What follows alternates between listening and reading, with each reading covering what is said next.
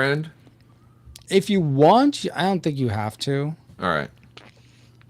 You're recording for each of us, so I'm not doing it. Yeah, me and Ashley are gonna be on our own track. Hello. Everyone else is on one track on the DAR. I'm already at my CPU's already at 50%.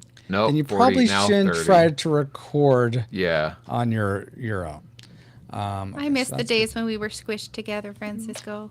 You miss those days? In the cozy recording space, yes. When did we do that? A couple times. Okay. I'm pretty sure we did it for, what was the name of that movie? I don't know. I don't remember. The Prince of Egypt. Okay. No, that's not true. That was in your room in Colorado. No, I know. Prince of Egypt wasn't. We watched the Prince of Egypt. Ooh, Maybe. this looks promising. All right, let's hear it. Let's hear you, Suzanne.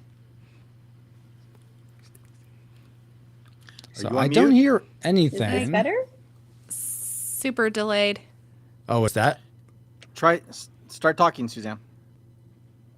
Hello? Can you hear me? All right.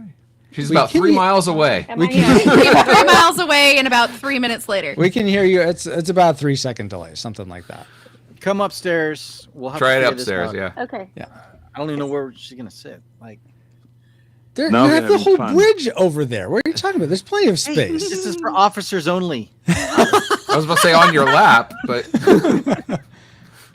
Okay, give me a second. Yeah. sure. No worries. No worries. Yeah.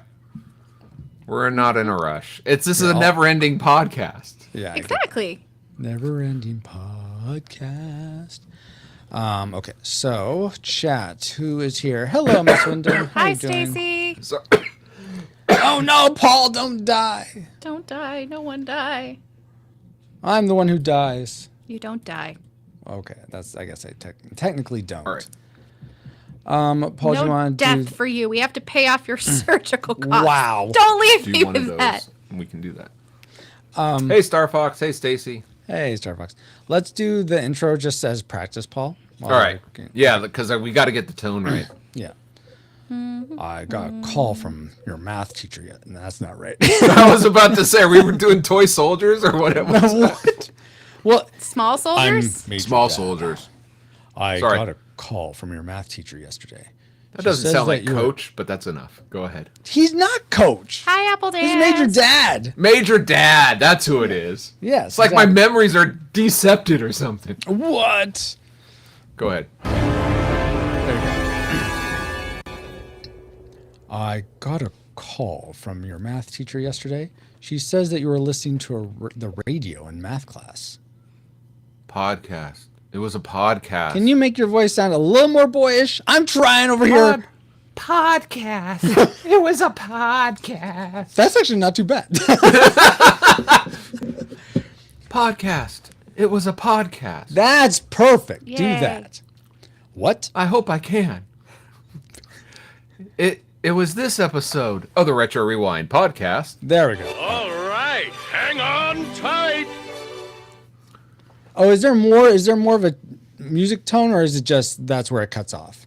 Well, I have hold on. I can I mean, try don't play to. the whole movie from there. No, but- no, but here. Hold on. Faster, Falcor, faster! We have to hurry! All right, hang on tight.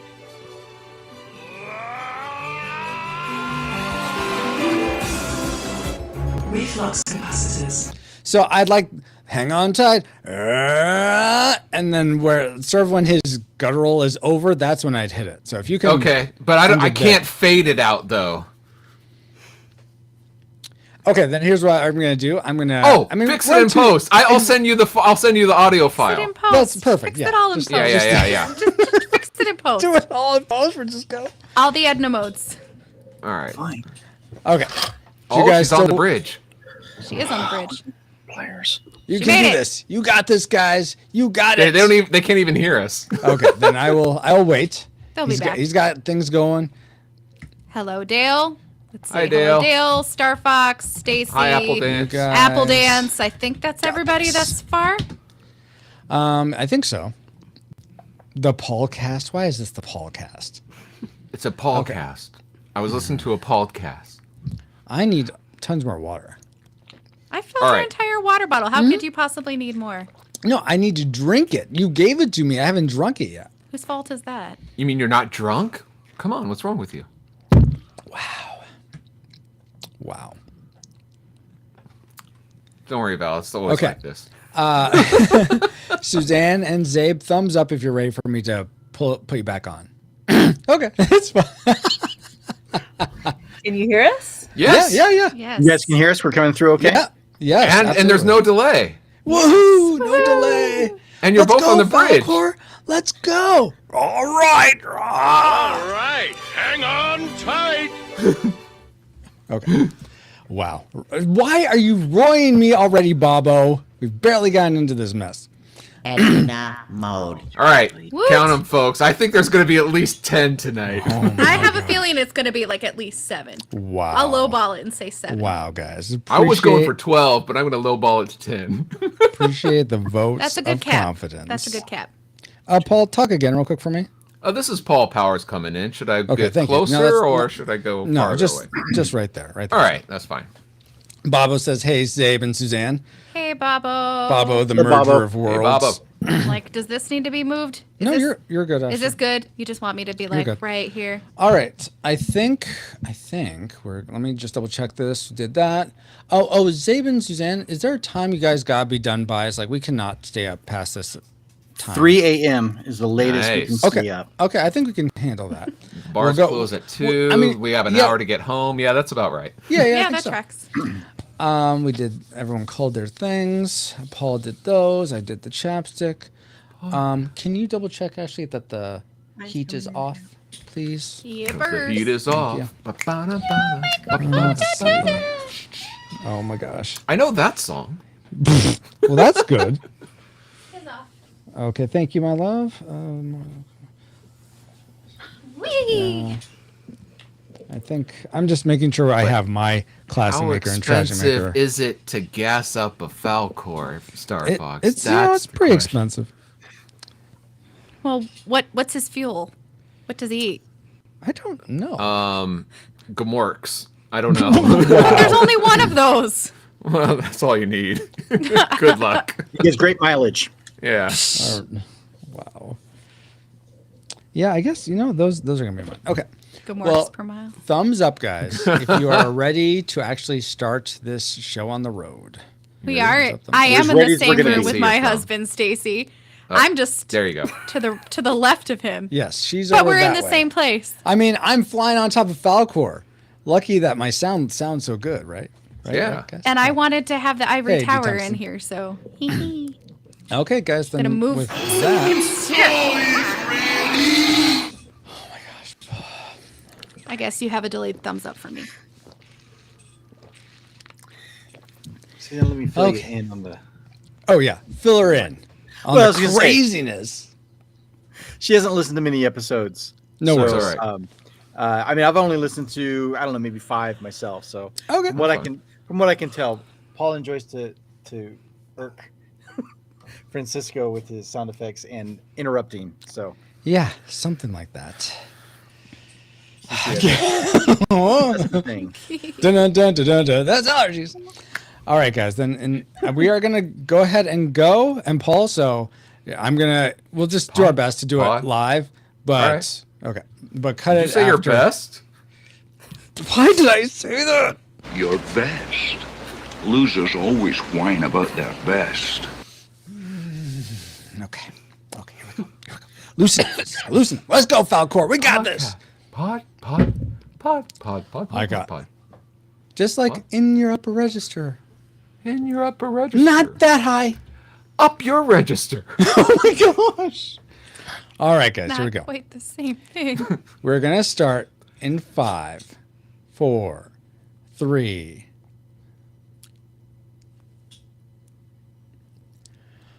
I got a call from your math teacher yesterday. She says that you were listening to the radio in math class. Podcast. It's a podcast. What?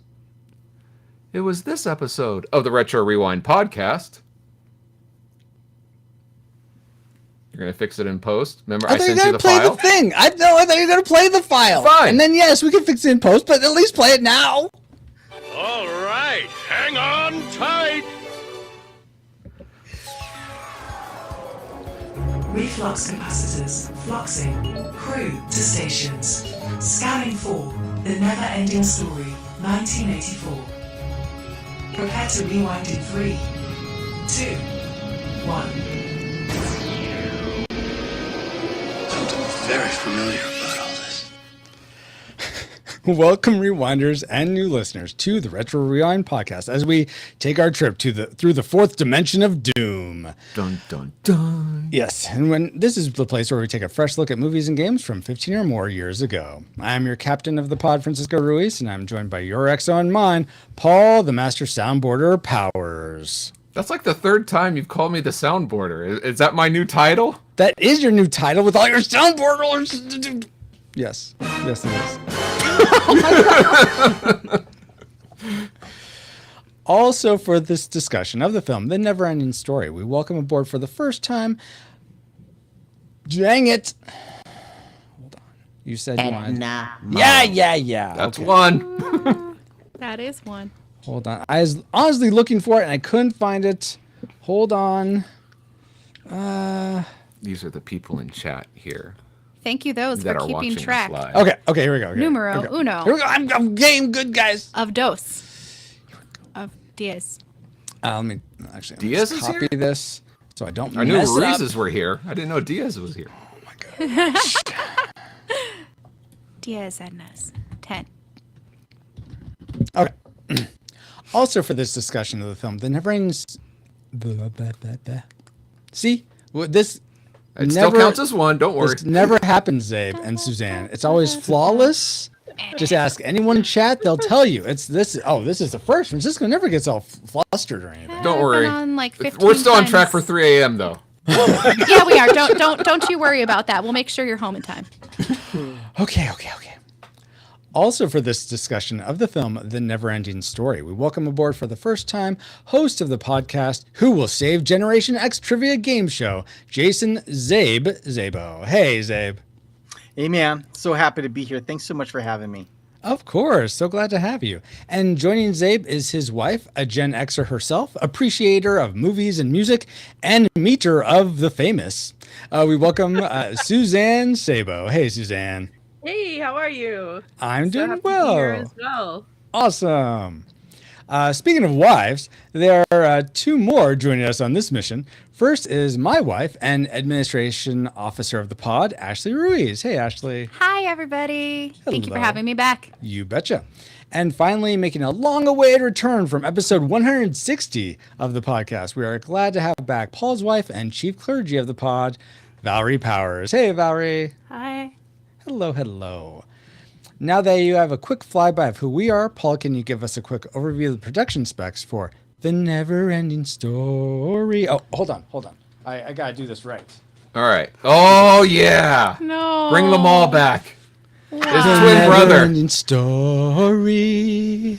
Cut that in post, right? Sure. All right. The Neverending Story was released in 1985 on the Amstrad CPC, Apple II, Atari 8-bit, Commodore 64, and the ZX Spectrum platforms. Paul.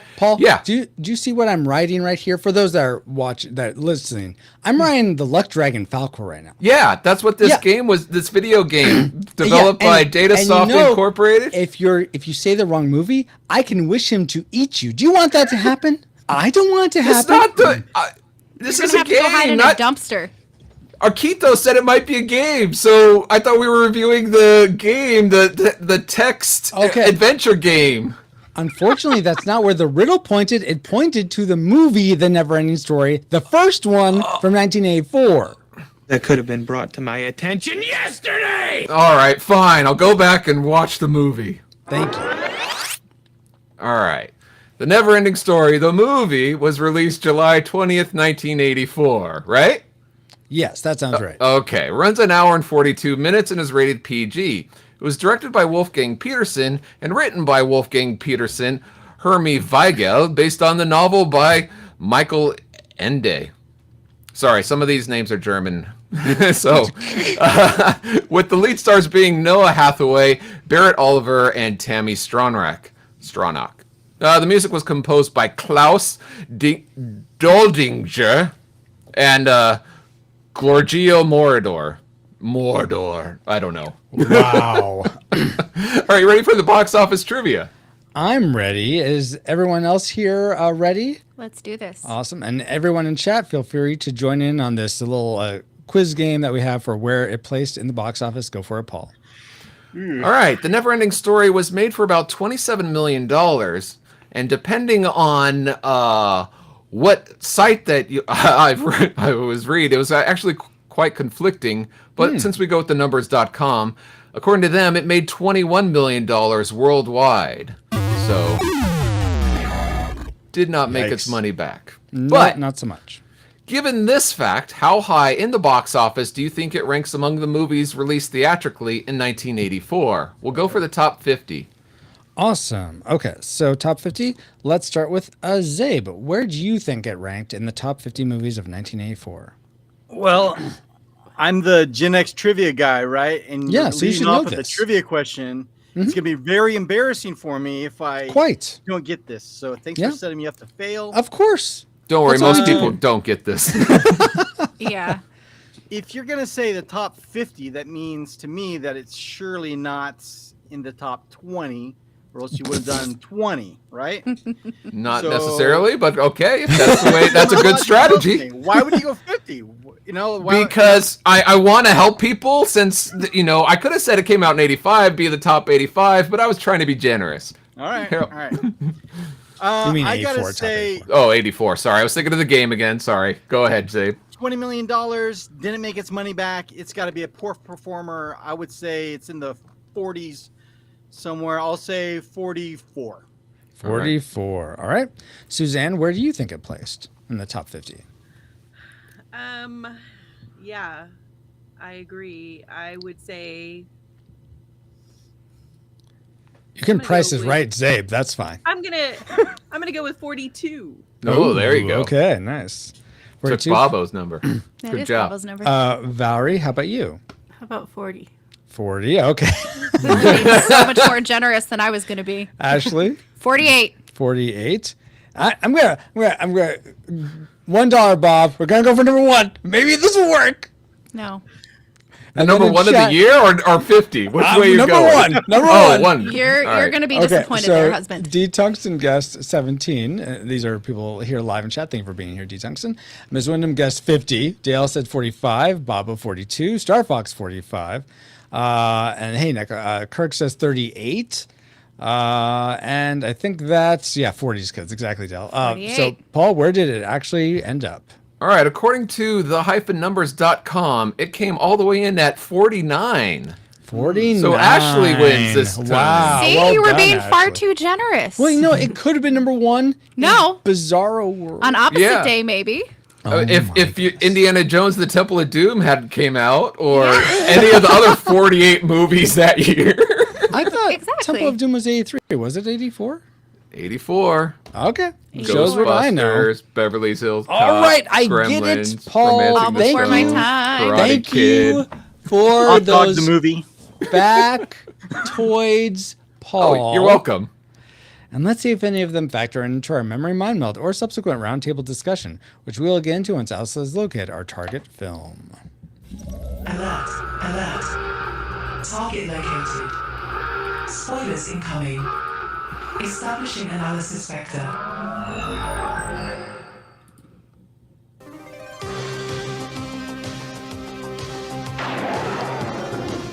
For anyone who's ever imagined a fantasy, believed in a legend, made a wish, or had a dream, this is a journey to the enchanted world of the NeverEnding Story. An ideal holiday attraction, The NeverEnding Story commences Wednesday at Academy Cinema City. Also Glenelg Cinema Centre, Chelsea, Marriotteville, Semaphore and Capri Goodwood. Yes! I can't wait! Right? And maybe we look forward to watching the NeverEnding Story in an Australian theater also. Sounds good to me. I mean, in fact, maybe that's where we watched it, if memory serves. Speaking of memories, so let's get into our memory mind meld synopsis of the NeverEnding Story. Bastion is not a real name, and the bullies are justified in harassing him. What? So Daryl, Daryl, steals a book from Old Man Diabetes? I don't think that's diabetes. Bookstore owner. Boy skips school by staying in school and reading books he stole reading the book he stole from a horse and his boy. But we aren't in Narnia because it's the nothing that is going to get you. Nothing is gonna get you. And the book is called The NeverEnding Story. The Nighthog makes a funny sound when talking to Flying Bat and the Racing Snail and the Rock Monster. Treyo travels through Fantasia to find the princess while losing his horse to Padme's disease. Dun dun dun. Hot take. Between Atrax and Atreyu, the wrong one died in the quicksand. Wow. That is a hot take. The boy reader chooses a new name for himself, and shouts in the storm his mom's name. But what the heck does he say? Somehow this defeats the nothing, while the boy becomes part of the story and saves the princess and rides away on a giant dog in the real world because it's with science. Based on those memories, quite flawed as they were, what rating did they lead you to predict for this film before rewatching it?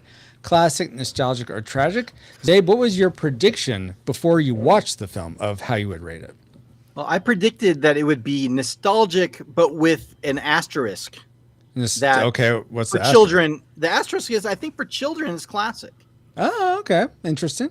But for adults, not so much. Suzanne, what was your prediction? I predicted nostalgic the entire time. I didn't flinch. This is gonna be nostalgic through and through. All right. Yeah. Fair. I think so. Paul, how about you? I predicted nostalgic because I haven't seen this movie in quite some time, and I had really no desire to go back and watch it anytime soon. Valerie? Classic. All right. Ashley? Nostalgic. And I'm with you, Valerie. Classic. Yeah, this is going to be a good fantasy movie. Why are you shaking your head, Ashley? Well, I apparently didn't remember anything really because like hearing all those memories and when I was going through my own, I'm like, what exactly do I remember of this movie? It's been like 25 years since I've seen it. Okay. That's quite a bit. So yeah, apparently I didn't remember very much at all. No worries. Well, it'll be interesting to see if those predictions. Oh, and I forgot. For me, I said classic. Dang it. It's all right. Mode. Edna numero Number 2. Yeah. Yay! It'll be interesting to see if those predictions come true. But first, let's get into our discussion of the things we liked most about the NeverEnding Story. Let's spin up our Best bets. And we'll begin with Suzanne this time. What's one thing you liked about the NeverEnding Story? So I think that my favorite thing. So not your favorite thing. Okay. The thing. Best thing. The One thing. thing. No. Pause. So we don't want your favorite thing yet. We want just one thing you liked, and then you'll save your favorite thing for. We'll all go through one thing we liked, then we'll all go through our favorite thing. Oh. I thought I only got to say one thing. So No. You get two things. Okay, So you're one. Yeah. So Edna mode number 3, 4, 3, 10, sure. Whatever. Go for Edna mode. I liked. Sorry, go ahead. I was gonna lead you in again, but if you want to go for it. Sorry. Let's start with. It still only counts as one. All right, fine. All right. Okay. Let's start with Suzanne this time. What's one thing you liked about the NeverEnding Story? I really liked watching it again and that feeling, remembering that feeling of like 7-year-old me and remembering that, oh yeah, this movie was so awesome to me. I loved so many things, like how he got to get vengeance on his enemies by riding Falcor at the end. I loved that. And Bullies belong in the trash. Yeah, Revenge is a dish best served on a luck dragon. Right. I loved the feeling of like how like yes, he's the one. He's the one that can save them all. Like as you're a child, you can make such a difference in the world. Nobody listens to me, and I'm the one who could change everything and save this world. And I loved that feeling that it gave me of how it feels to be a kid and to have this amazing fantasy and just absolutely do what you want and conquer and be part of something really important. Aw, that's so cool. Oh my gosh. Well, very cool. Zabe, did you have a similar feeling of like, I can take on the world, I can dream things, I can dream my dreams into existence, or was there something else you liked about this film? Well, I have plenty of things I didn't like about this film. And okay, but we're starting with things we did like. Okay. I understand. But the one thing that I really picked out watching it this time again is there was a really cool scene that I liked when, so Atreyu gets out of the water, right, and off the beach, and they have that horrible editing sequence where Falcor gets the Orin, right? Oh yeah, in the underwater, yeah. What are you talking about? You can't show a puppet picking something up by fade cutting between shots? I don't know what you're talking about. That's the only way to do it. It was so brutal. But anyways, so he's going through those ruins. I'm not sure exactly where Atreyu was when he's going through the ruins, but he sees all the murals, right, on the side, and it kind of shows his story along the way. And I'm like, oh, that's cool. And then the last mural that they show is the Gamork from Gaork. Is the Gamork. And then they introduced the Gamork that way. I thought that's probably the best storytelling job that they did in the movie. Yeah. Oh wow! It's sort of like a summary and a foreshadow that happens right away. Yeah, that's the best usage of having the camera tell the story, opposed to the vomitous, if that's a word, use of exposition that they do throughout this whole movie. It's a lot of exposition. What are you talking about? I think that's what was at the bottom of the swamps of sadness. Yeah. Do you suppose the swamps of sorrow sort of is a like a lake that feeds into, or a body of water that feeds into the Yes. I do. I'm gonna have to disagree with you. Yeah. Bog of Eternal Stench. That's what I was going for. Sure. No. Yes. But no. Oh, fine. Nope. Shot down. Fine. My dreams have collapsed. Ashley, what's something you enjoyed about the NeverEnding Story? Something I really enjoyed about the NeverEnding Story was the map backgrounds, the set design. I thought the world of Fantasia was beautifully created and on display in this movie. I even chose this background just because the map painting in the background when they first showed the Ivory Tower was just so ridiculously scenic and beautiful. Yeah. And going off of what Zabe said, the murals that they used to storytell, those were impeccably well done, and I felt like they really captured the story really well, and just all the sets, all the different places that they were, from the map backgrounds to the practical set pieces, the Ivory Tower, and everything in between. It was just very beautiful to see the world of Fantasia in so many different areas. Absolutely, yeah. I couldn't agree more. That's very similar to mine. Mine I'll call creativity, in that, like Ashley was just saying, the settings and the places are very creative, but not only that, the characters themselves, the different types of characters. And yes, I enjoyed the creativity of the plot of the boy and the story and how they become one and to save the Empress and all this. Wait. Yeah. Who becomes one? I did say that. Are you saying what did I mean? Atreyu and Bastion become one? Yeah, in the Is that what you're trying to say? Yeah. How Bastion becomes part of the story that he's reading. Okay. Yeah. I thought either you're making up something or I missed something. Where No, Atreyu he becomes Bastion because Bastion becomes Atreyu because when Atreyu looks in the mirror and he sees his true self, it's Bastion. They're connected. So they're the same. Oh, really? Is that what that was trying to say? They're not the same. same. That's how I took it. That's how I interpreted You're wrong, it. Paul. Well, I thought they were that's fine. I don't believe the sadness goes into the bog of eternal stench either, but that's fine. Time out, bad guys. I'm running out of air. No. Have any of you read the book? I'm wanting to read the book, but have any of you read it? No, big nose from everyone. Nope, Okay. and have more I power want to to. you if you want to. Okay. Well, good. All right. You read Zabe all is the about Oz. Zabe is about to weigh in. He didn't answer. I was gonna say I'm gonna lie and say I read the book. That way, anything I say will trump anything you guys say from a Wow. and you'll never know the Wow. difference because you never read the book. Yes, but you just told us you were lying about it. But I didn't. That's I was. Never mind. Oh my gosh. So is he lying about reading it or not reading it? I can't tell. It depends what suits me best. All right. Oh my goodness. Probably- Anyway, let's go to Valerie next. Was the imagination, the creativity of this world something that really appealed to you, or did something else make your like list? Yes, to both. Okay. Yes, I also love the cinematography, by the way, and the creativity. Oh, yeah.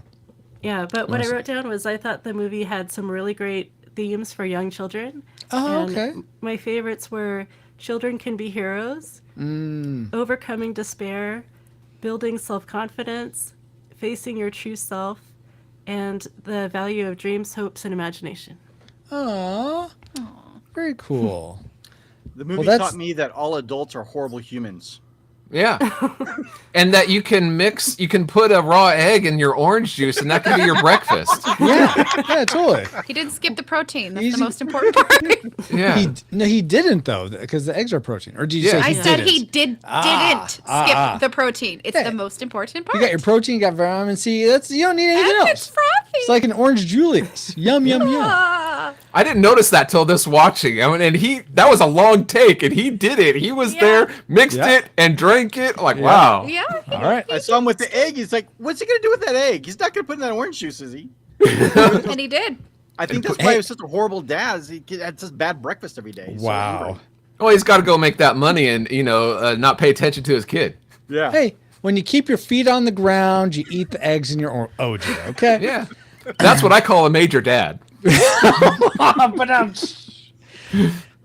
What I call something that I liked about this film is actually I really enjoyed the soundtrack. I just Yes. love both the score. Dun, dun, dun, dun, dun. I like that. I like the NeverEnding Story. That's sort of the theme song I enjoyed. But I appreciate the score more. In fact, it made me reflect on our conversation we had last time about Return to Oz. I feel if Return to Oz had the quality of soundtrack that this movie had, I would have for sure rated it a classic. So it would have helped that movie so much. Yeah. It really would have, because I was thinking about how much it did help this movie, because I enjoyed the soundtrack too. Awesome. Yes, I'm glad that you guys are in agreement with that. I enjoyed the soundtrack so much that last night I bought it. So Really? Oh my gosh, that's crazy. Right in the middle of pausing, writing things we like. I was like, all right, yeah, I'm gonna buy this. Don't This get is any great. ideas, Francisco. Well, Paul, did that? Okay, let's get into classic makers then. Was that your classic maker, Paul? Then Sort of, yeah. Okay.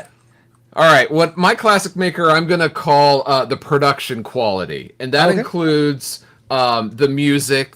It's like a magical score. It's so well done, just the different moods and tones. But also, I think the kid actors did a good job. Not the best, but I thought they really helped ground it for the most part. Especially since some of them were like the Empress. That was her first time on camera, and she's like crying and selling it real I didn't think about that, but yeah. And then also under what I call the production quality is like the physical creatures, and what Valerie said was like the cinematography. It's just the whole overall production design I thought was really well done, especially for its time. Yeah. And you know what? That's pretty much my classic, though a subset of it. For me, my classic maker, I should say. The level of detail in the puppets especially were remarkable to me. I mean, especially for one that, like, I know Jim Henson is like the standard bearer of like quality puppeteering, but as far as I know, Henson Company wasn't involved in this. And the Luck Dragon, the Rock Biter, all the sub creatures in the Ivory Tower. What about Morla, the ancient one? Yeah, that his eyes. Yes. Oh It yeah, looked so real. So I was like, I was astounded by that. It just looks so real. The that Mork trolls. and the glowing eyes. So Gamork was the one where I felt like jaw was like dislocating. I mean, I do have, so you'll find my classmaker and my tragic maker are very connected. It's like two sides of the same coin. Foreshadowing. I know, right? Or I'm about to turn around. Gamork's right there. It looked like Zabe was about to say something, though. Oh, okay. Go for it, Zabe. Well, I was just going to say that as far as, shoot, what was I going to say? All right, it looks like Zabe wasn't going to say something. Well, you're talking about Morla. I think Morla looks the best out of all the creature designs. Oh, absolutely. But not that matters. Good call. Something really interesting that you were touching upon too, especially about Gamork, and I found it to be true of Falcor. Rock me Amadeus? No, we're calling him Falco on the chat. I see everyone calling him Falco. I'm going to join into that. Nice. I'm like, is he a captain too? Yeah. Yes. So I think that the nose, the way that they puppeted the nose was so weird. Oh, in Gamork? Like it was like undulating. It was like it seemed like a dog's nose almost. Yeah, but it had a life of its own. It did. It really did. And so did Falcor's as well. Yeah. And so, I just thought like the puppetry of the nose was a whole nother level on this movie. Yes. They had a separate puppeteer just for the nose, I'm sure. Right. It's like Jabba's tail. They gotta get these noses just right. What would you say, Suzanne, that this movie got just right? It was your favorite thing of this film. I kind of agree with Paul, what he was talking about earlier when it comes to the imagination that they use. So I would say the creature shop, the art design, the cinematography, how that all worked together to create those individual creatures that we see. It was perfect. It's superb. I still love it even to today. I want to pause the throne room area and look at all of them. And still, so I have seen this movie probably loosely, I will say somewhere between 50 and 75 times. Like, whoa! Yeah, I recorded it off HBO when I was 7. Yeah, and so did I we. watched it until over and over again until the tape was as worn out can be. I watched it so much as a kid. And even as an adult, going back and watching it now, I still saw new creatures in that room. I saw the fish people for the first time, and I'm like, there's fish people! There's like walking fish! It's amazing. So, I love that. I think they just got that right. They got very cool what it would look like if a child looked at an everyday object and an everyday creature like a fish or a turtle or a dog and turned it into something magical. It really did well. Yeah, I could on totally creating see that fantasy. Yeah, very cool. Let's see. Valerie, what's something that was super fantastic about this film for you? What was your classic maker? So my very favorite thing is the concept of the reader being part of the story. When I was young, I absolutely loved reading. I read so much. I wish I still did. I still love it, but not quite as much. But the idea of becoming a part of one of my favorite books, when I saw that movie, that blew me away. And it just made it so much more special. And I thought, that would be so much fun. And then also in this movie, it almost takes it a step further in that Bastion becomes a main character literally in it. And then he actually gets to rebuild Fantasia. I mean, again, mind blown. Like the scene where he's suddenly riding Falcor, I think it's one of the best scenes in the whole movie. Oh yeah, absolutely the best. So that concept of becoming part of the story is just fantastic. Very cool. Aw, that's awesome. Yeah, Ashley, what part of this story do you wish you could have been a part of? You liked it so much. I don't know that there was a particular part that I would want to be a part of, but just to go back to what other people were saying about the creature effects and the costumes and just the development of the characters and just how many differences and how unique everyone was. Yeah. Right. And just seeing just how in-depth it was just from the very beginning with having a big racing snail and a sleeping bat that was just hanging there. And what are they called? The hog rock biters? The rock biters and what are they called? The hog things. The night hog? The hog things. Night hog. The night hog? I believe they call it Nighthawk. The night Hobbs, yes, and just how intricate the makeup design was, and then when you got to the throne room and seeing all the different people that made up Fantasia, just between your between your my brain is dying. Between my what? I was going to say, Francisco, between your classic maker with the intricacies of the puppets and just how incredibly detailed they were, and then the makeup effects of the non-puppeted characters. It was just so beautifully done. Yeah, absolutely. Well said, well said. And that leaves Zabe. Say something really well for us about this movie, Zabe. Well, I came to a realization. Francisco. Go ahead. What?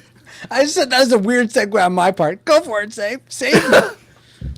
Well, speaking of weird segues, this movie, seeing it this time around, I picked up on something. And the fact that this movie is really a ripoff of Conan the Barbarian. Ooh, how so? Yeah, I bet. I just watched Conan. How is it? I want to hear this take. Yes. Well, and this is your favorite thing about this movie? This is my favorite thing. I love. Okay, I just love Conan the Barbarian. I mean, do you like the lamentations of the women, or what's going on? I mean, you're kind of stealing my joke. That I'm sorry. I'm sorry. There was no camel punch though. Edit that out. Oh, why? Okay, you like Conan and this movie, Zabe. So explain this to me. I'm confused. How are they connected? I think that all the major beats of Conan the Barbarian can be applied to this movie as well. Conan came out before NeverEnding Story. I just want to point that out. There's this orphan kid that goes on this world-saving quest. True. A bunch of horses die in very traumatic ways. Well, one horse, but yes. Well, one horse not in Conan. Oh, Go true. look that up on how poorly those poor horses were treated. But Falcor asks at the very end, he says, I'm not going to do my Falcor impression, but what would you wish for next, he says, like for Bastion. And Bastion chooses what's best in life. He wants revenge against his enemies. He wants to crush his enemies, see them driven out before you, and hear the lamentations of the women. Yeah. You know what? That's what he does. He wants to hear the lamentations of the women. Oh yeah, Oh yeah, He wants to hear the lamentations of his it's bullies. sort of it's internal dialogue that you just can. Is that why he took so long to say the name? He just wanted to hear the Empress keep whining. That's the lamentations of the Empress. Yes. Oh, okay. But what I found really interesting was that this movie has the exact same ending as Conan the Barbarian, because the protagonist, or sorry, the narrator, narrator guy, he says to the audience that the protagonist had much more adventures, but that's another story, right? Yeah. And the only difference is that in Conan they had the voice of Uncle Iroh from Avatar given the epilogue, and that always makes me happy. Yeah. Yes. So This story will also be told. Right. That was no Mako. Perfect. 1 for 1. Right Spot there. on.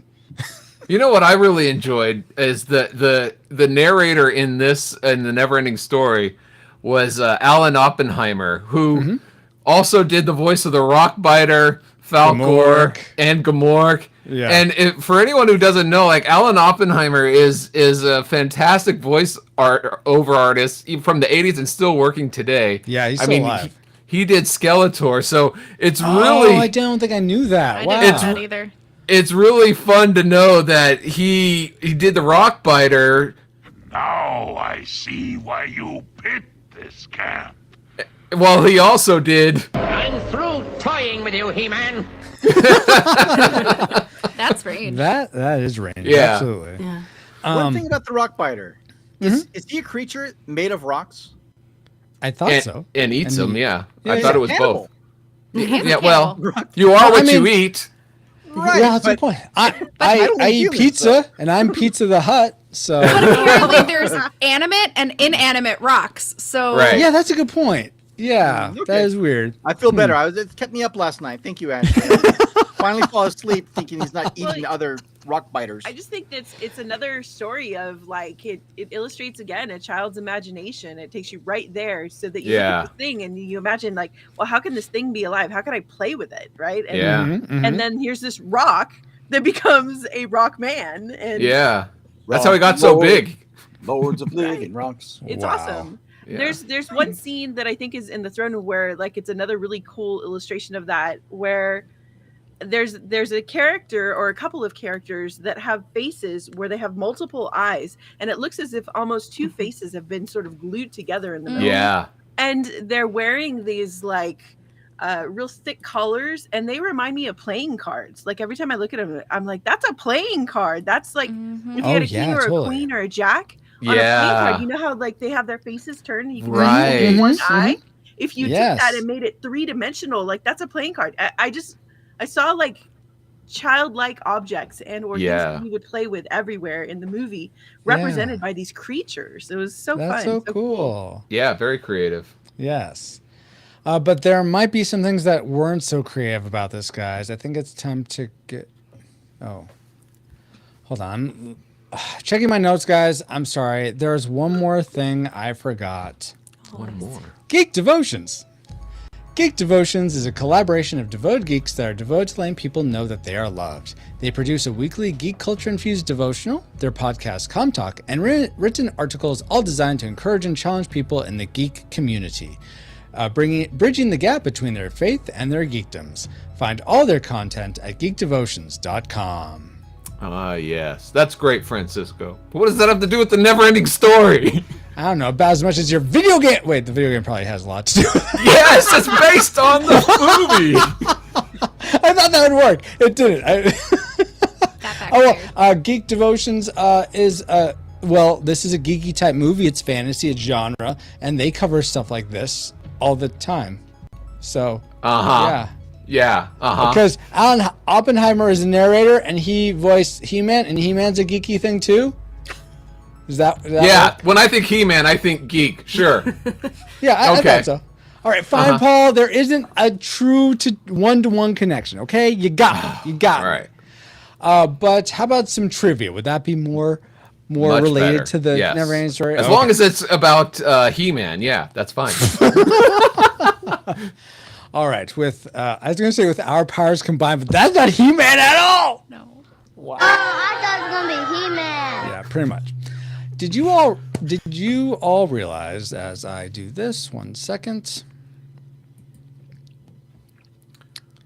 and do this, did you all realize that Noah Hathaway was hurt twice during the making of the movie? Well, and Noah Hathaway is the one who played Atreyu. Well, Atreyu. Atreyu. What did I say? Atreyu? Atreyu. It's Atreyu. Whatever.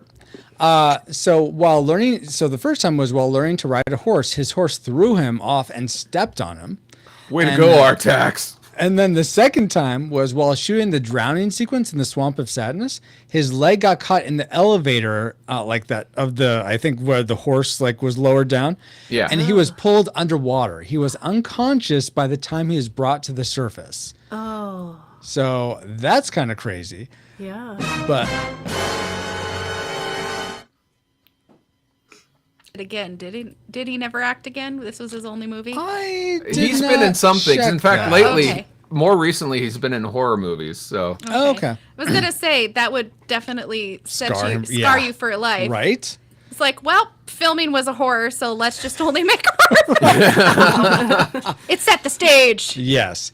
And just like that trivia set the stage for this trivial question. And since we have this triple date night thing going here, we're going to do this a little different. So each spouse will answer for their partners this question, and then we'll see how well you know your husband and or wife. Oh, it's a newlywed game. Yeah, it's like a newlywed game, exactly. Where's my flashcard? So we're going to start with Paul and Valerie. So Paul, right, answer this, and it's going to be the same question for everyone. So Paul's on the spot, but you all get to think about this. The question is, what is Valerie's, so your spouse's, worst injury they have ever gotten in their life? Do you know this? I would say the time you broke your nose because it still gives you problems today. Is he right, Valerie? I mean, I'll accept that. I was thinking it was when I broke my elbow because I had to wear a cast for a month, and that wasn't. Sounds like Paul was wrong. They both kind of still bother me. Oh, does your elbow just still a hurt? little bit. Oh, I didn't know that. They both had long reaching effects. Wow. Valerie, same question. What is Paul's worst injury he's ever suffered? This might be wrong, but I know he hasn't had any broken bones. But shortly after we got married, he threw his back out, and it's never really been the same. So I'm gonna guess that.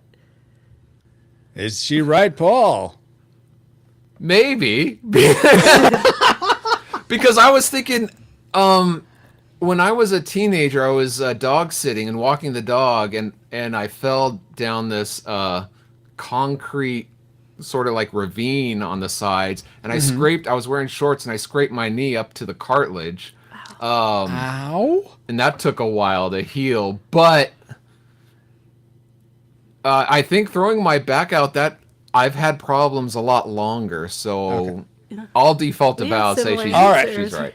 So the powers are 1 and 0, I'd say. All right, 1 point for the powers. Let's move on to the Zabos. So we'll start with Zabe. Wait, there's points? You could just say that, oh yeah, sure. Whatever you say, yeah, sure. We'll do points. Well, just be prepared for us to lose, husband. We'll see who gets the power. The power. Zabe. Wait. What? My turn? Yeah. So Suzanne had a promising dance career when she was much younger, and she could have been a pro dancer, but was well. Oh wow! Yeah. If you got paid, you're a pro. Yeah. So she's a professional dancer, and she tore her ACL, and that pretty much was the death spiral of her promising career in dance. So I gotta say it's going to be the torn ACL. Yeah. That is right. Good job. Good job. I'm so sorry. Yeah. I'd have surgery and do the full bore. So yeah. She has a cadaver's ACL in her knee right now. Oh man. What? A ACL. cadaver's Are you ACL. Yeah. Oh, so you're not spelling it wrong. ANKLE. No, it's no. What? Okay. Anterior cruciate ligament. Yeah. Suzanne, what is Zabe's worst injury? I want to clarify. I just want to clarify. Are we talking about one specific injury, or we're saying like more general? Because like with Paul, like his back, which is giving him like that was kind of more of like a general injury. Because it's whatever Zabe would say is his worst injury. Whatever Zabe would say is his worst injury. Go for the psychological. Choose wisely. That's what I don't know. He has one specific one and then one general one. Okay. 50-50. Well, I'm gonna go with the general, I think, because that. It's a bad idea. Okay. Good. No hints. Go ahead. I'm just kidding. I'm just kidding. I don't know what you're talking about. So when he was a kid, I believe it happened. I'm gonna make it sound cooler because it sounds cooler. He got into a fight. Whoa. And he broke his arm. He broke his like the radius or ulna, like one or the other. But you should have seen the other kid. Yeah. Zabe, is that correct? Yes, I did break my wrist in a fist fight stemming over a frisbee golf incident in 6th grade. Oh my gosh. Wow. And that was, but that's probably not my most painful injury. Right.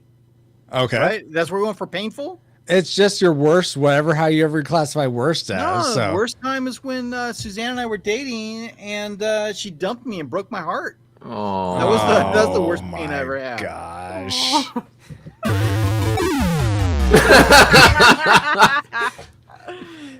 Fine. Hey, at least I got back together with you and then married you. Right. Yeah, that's true. That's true. All right. So the Zabos have 1 point. The Powers have 1 point. Let's see if the Ruizes can top them. Ashley, what is my worst injury? I don't know. We don't really talk about injuries. And the only thing that I can remember, husband, is you saying like how one of the last times you legitimately did parkour, you had a really big fall. And ever since then, you've been wanting to get back into it. But since you thrashed your body, you're like, I don't know. Well, it wasn't. It was more my thumb that relocated when I was trying to do a cartwheel. You know what? I honestly had forgotten about that. How dare you? Well, I thought about my gallbladder. That is no. That's way too recent. You and sucker it's not, punched him in the gallbladder? It's not an injury, husband. It is not an injury. Oh, yeah. Well, what caused it to fail? The sucker punch. Sucker punch. No. Okay. No, I'll give you that, Ashley. And since I think, you know what, you deserve bonus points for thinking of something that I didn't. So you get like 10,000 points. No. So the Ruizes win. I think this is a fair game. Okay, husband, you need to answer for me. Oh, fine. Because you never answer these, and you need to answer this. And technically, as the only newlyweds here, Yeah, I guess that's true. you Good need to point. answer. So I would guess that for you, it's that time that you almost you were like 6 inches from having your spine dislocated or death or something in the car accident you had back in like 2010 or something like that. No. That's not an injury if it's 6 inches from having an injury. I actually only walked away from that accident with whiplash, so I'm glad that you remember that. But no, it actually was. Well, let me try again. When you fell and hurt your knee at work. Yes. Okay. See.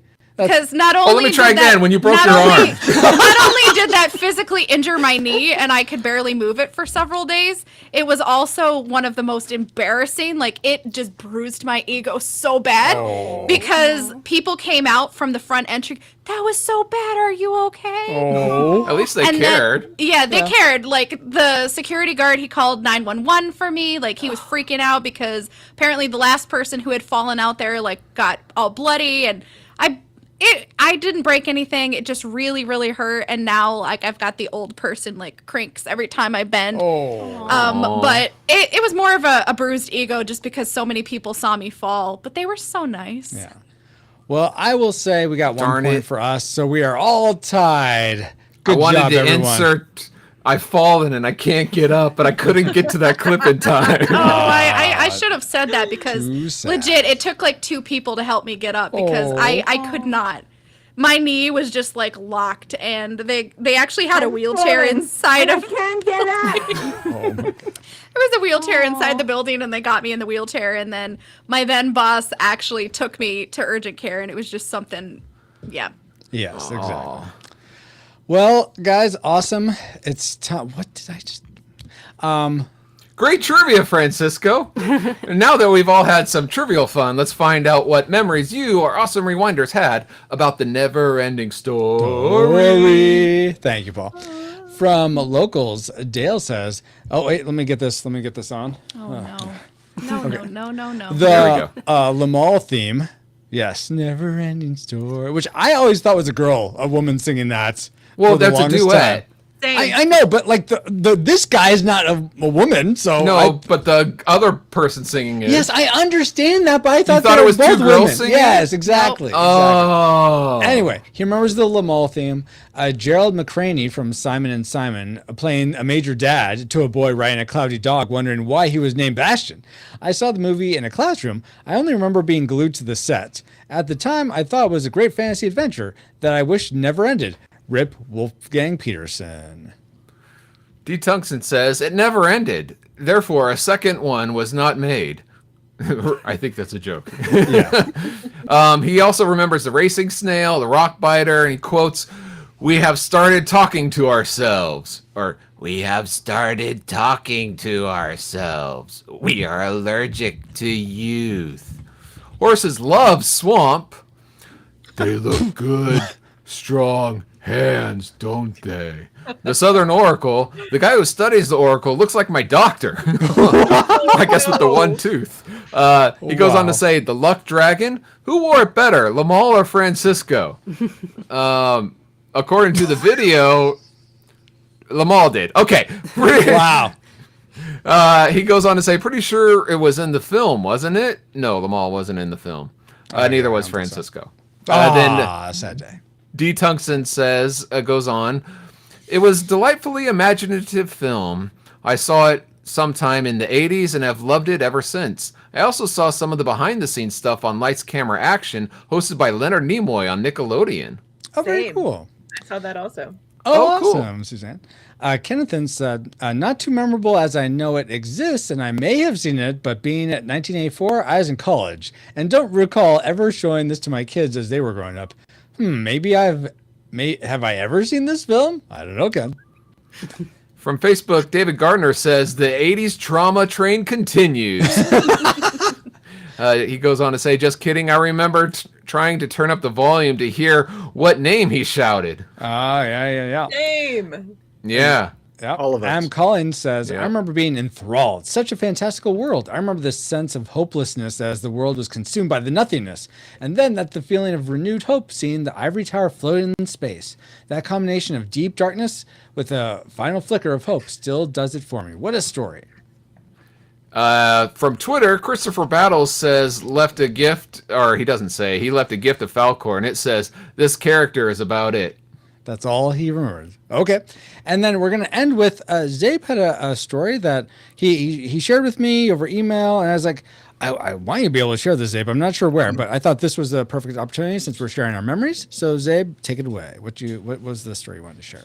Well, this movie has a personal connection to me and my friend James Lewis Perryman, who was a real kind of rough and tough kind of character growing up. He was my friend. I think it's good for people to have friends that maybe, I don't know, maybe a little slightly bad influences on you. You know, I was a very straight arrow growing up. Yeah. And I could use a couple of shady characters in my life. You know? and James really fit that role for me. But as kids, you know, he was always getting into trouble and always at odds with his parents or his parent. You know, we bonded over things that we didn't like. You know, sometimes the things you dislike can be the greatest bonds amongst friends, especially when you're kids. And that's kind of where we went. And when I mentioned to him once that I really hated the NeverEnding Story. Oh. I mean, the dude looked at me like he was going to kill me. And I thought he was joking, you know, because we joke around. But he was deadly serious. And he's like, that is my favorite movie of all time. What? I totally offended him. And and I just thought it was really strange. But it seriously put a big strain on our relationship and our friendship. And it took a lot of time to repair that. Seriously? Right? Yeah, it really like did. It was that big of a conflict. Wow. It was so strange to me. Like, yeah. I don't like the movie, but like it's something that he really loves, and I made fun of it carelessly. You know, I didn't treat something that he loved with care. You know, and that offended him. Okay. And you know, when we're kids, sometimes that happens, and life took us separate ways. He went on to become a firefighter for the Army, and I didn't see him much after that. But he was a very good person, but he had some very serious problems at home.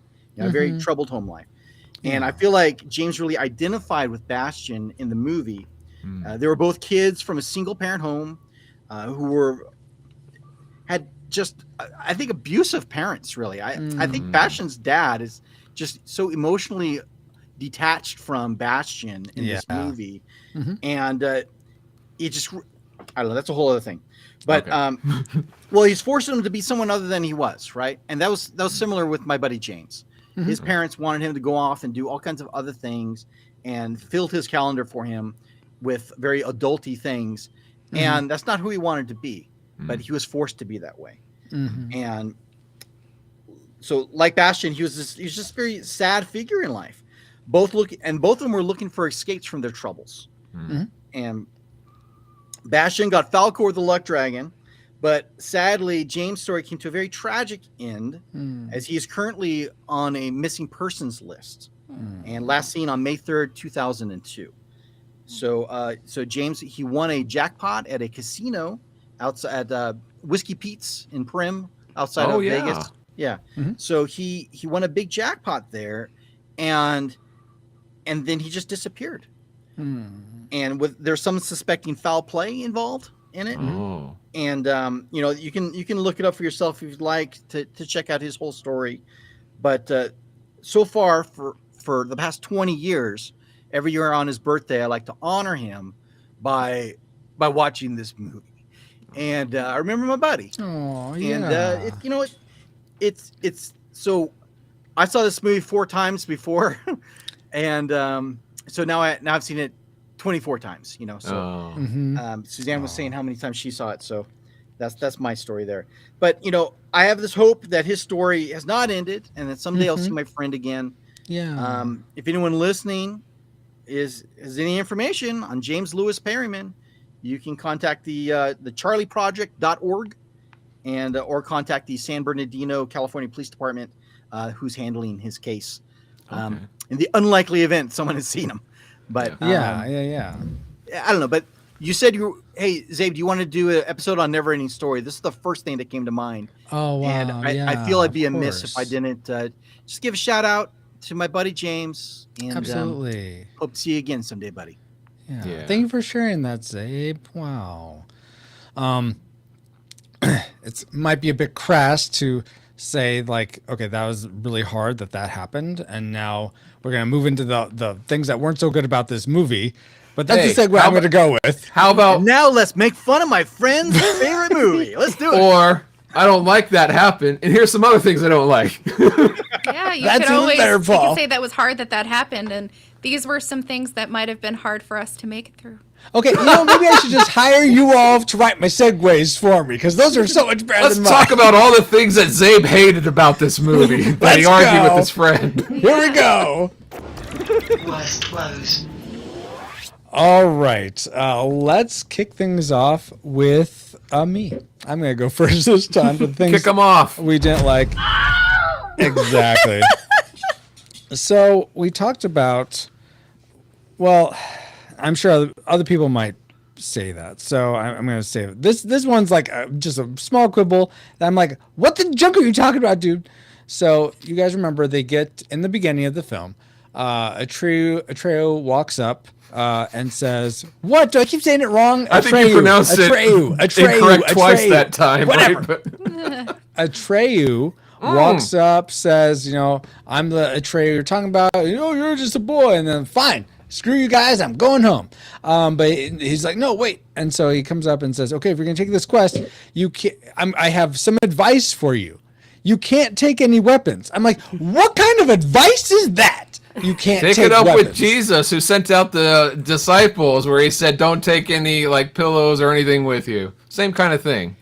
But that's not advice. Now, warning or precaution or these are the rules of this game we're playing. Okay, Mr. Thesaurus. It's the same thing. I just don't know why he labeled it as advice. I don't get it. So no, it didn't make sense. And it's like, dude, you're not even going on the journey. You don't even really know what the journey entails. You just know this is the ends to the means, and this is what you need to do. But there's no construct, no framework within it. So look, some people are only given pieces of the puzzle. The piece with the pointy-headed guy with the big white hair had the piece that he couldn't bring his bow and arrow. That's all he knew.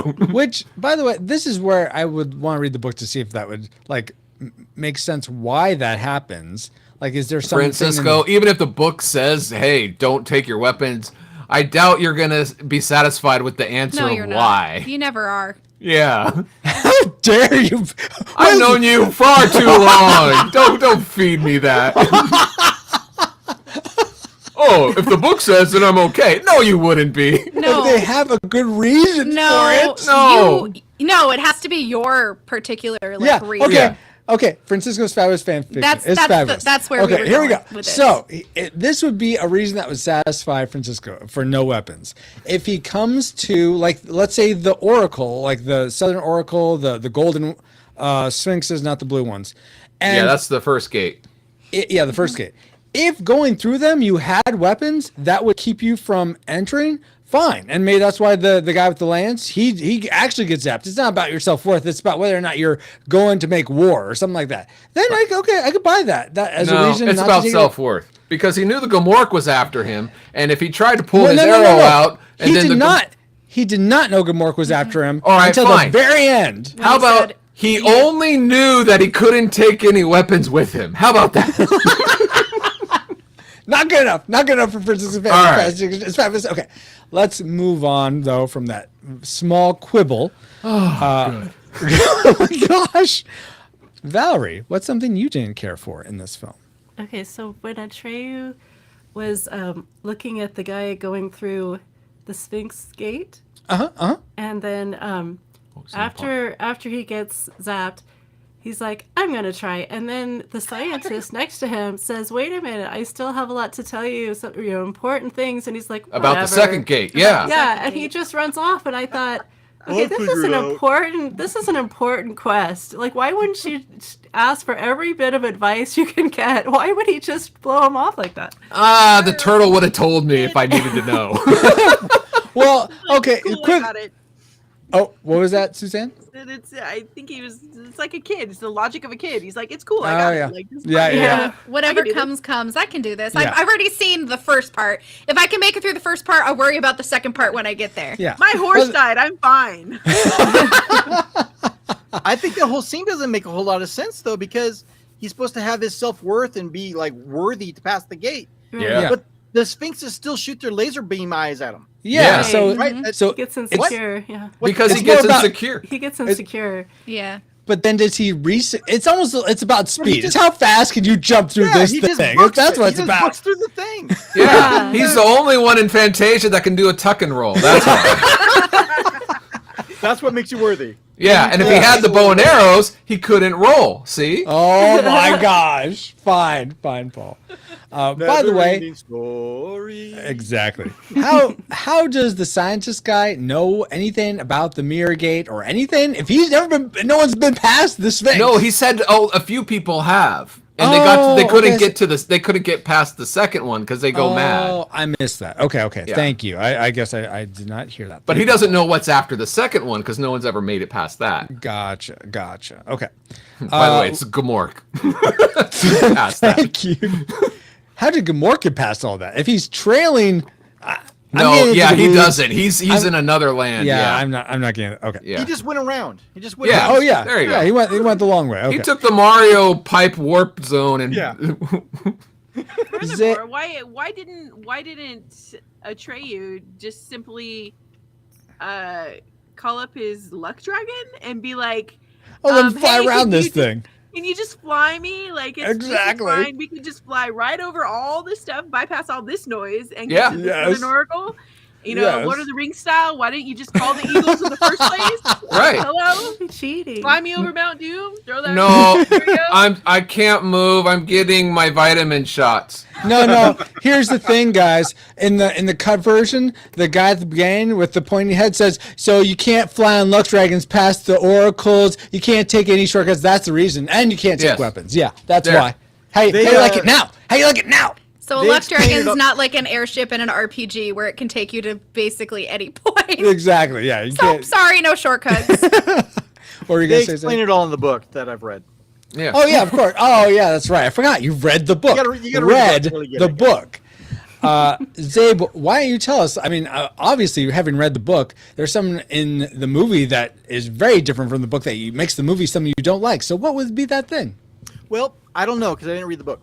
But the thing in the movie, the thing in the movie that bugged me the most, and this is really stupid and foolish and childish of me, but that's on brand, because the name Bastion's not a name. I'm sorry, it bugged me from start to finish. I think I've heard that of the it as kid. a name. No, Bastion's not a name. Bastion. I've If heard he that. has Bastion has a child, that child's name would be Sebastian. Yeah, Sebastian. Right, but it's not his kid though, Paul. And that's the point I'm trying to make. Well, you have to have a Bastion before you have a sub Bastion. I think it's that math- Sebastian, not Sebastian. But Well, ask the crab. I don't know. His stuffy dad drinking raw egg and orange juice wouldn't call him by a nickname or a. That's a subname, good right? point. He That's would a call good him by point. his full name. And, Yeah. And as such, I found myself and just the kid kind of bugged as an actor. You know, like he was. How dare you? He's a little over the top. He's a little. Over I the could see top that. for my I could taste, see that. Okay? No, And no, it wait. bugged me. It's a long journey. We can't eat too much right now. What are you talking about, kid? You ate one bite. Yeah, exactly. And he very dramatically eats that pear. They like, if you remember how he's eating Yes. that pear at the beginning, they pause at the end of that scene just to get that crunch in that last little bite. But the kid kind of bugged me, and you know, and that's when I saw this. I was 11. Like my parents Yeah. were going through a divorce at the time in my life, and you know, I was grumpy. Maybe at the that's world. what you were upset about, not poor Probably. Bastion. Probably. But I found myself rooting for the bullies when they're. Oh, wow! That's how much I didn't like them. Wow, that's craziness. Okay. Turning on me. What the hell? Well, Suzanne. Let's go to Suzanne. This was your childhood, but what about this movie turned on you? What didn't you like about it? You know what? It's funny because we talked about like two sides of the same coin earlier. Mm-hmm. I kind of have that a little bit. Oh, okay. Where I feel like, child me and the nostalgic part of me just loves so much, but adult me watching it now and trying to show this to my child now, it's a bit problematic in some areas. Like just a little bit. I have a hard time with how problematic all the adults are in the movie and how it represents adults. Wait, are there adults other than the dad? Father. Yeah, there's the bookstore, there's the teacher. Oh, yeah. Yeah. So 3 adults in particular. Okay. And so obviously his dad, we talked about that. Yeah. The store owner. So we haven't really talked about that guy. Yeah. That guy is so rude to Bastian, and he just get out of here. The worst of him. He assumes that he would only be in the store for a nefarious purpose. He's like the video games down, the video game arcades over there. He does like, steal a book. No, and he's like so snide with him, and his tone of voice. He's like insulting him, and then you wouldn't like these books. They don't have bleeps or bloops in them. Yeah, and Bastian's like, look, dude, I read books. Like, chill out, So I kind of felt like. To be fair, I think most kids would be rather playing video games than reading books. So he went with the general populace, but he doesn't need to. So I get your point. Yeah, that's a point. He doesn't need to be snotty about that. How about that? Yes. Do you agree on that? He doesn't need to be rude. Yeah. If you're gonna make that assumption, then at least try to be pleasant. He's a child. This book's not for you. Right. I mean, how does he know he's not Richie Rich gonna come in and buy a bunch of books? Buy the store. Yeah, buy the store, dude. Come on. Now you with that retire. haircut, he's not a rich kid. No. Yeah. So, Rich kids don't run. That's probably he's problematic in it. And then the other adult that I can pointedly say is problematic is what we talked about earlier, where the guy who's like the herald for the princess or the childlike empress. Yeah, I'm gonna look up his name while you're talking. Keep going, Suzanne. Yeah, and he's problematic as well. He also assumes the worst of a child and is like, oh, you couldn't possibly be a warrior. I'm going to dismiss you immediately just by how you look because you could not possibly. Right. What is this, a fantasy world? You don't belong here. The great Atreyu. Yeah. And then, one more small point. Someone in the chat said this as well, which I absolutely agree. Is no one concerned that Bastian hasn't come home from school and that it's like late and raining and nobody cares? That's mine. Where's the father? That's mine. That's the thing you don't like, Paul? Yeah. Yeah. I don't know. Are you done? Because I can go into that. Probably, yeah. But before you go, Paul, so his name is Carrion, played by Moses Gunn, the herald of the. Carrion, isn't that like a dead carcass? That's what his name is. Cairon. Carrion. That guy looked like a cross. Who's dressed quite like a cross between a kung fu master and a slee stack. Yeah. Yeah, I can see that. And part Klingon. Right. I was going to say Klingon. Yeah. Wow. So anyway, go for it. My thing is, why doesn't Bastian go home when school ends? And they shut off. It's only afterwards he goes back into the attic and he's like looking around. He's like, Atreyu wouldn't quit now. Well, go home because your dad's probably freaked out. It's dark and raining, and it's like. I honestly don't know if the dad. I wouldn't say the dad's a deadbeat dad. I think he just has bills to pay, and he's just trying to do the best he can. And he's probably just He's flustered about what to do. Exactly, so he doesn't need to take it out on his son, though.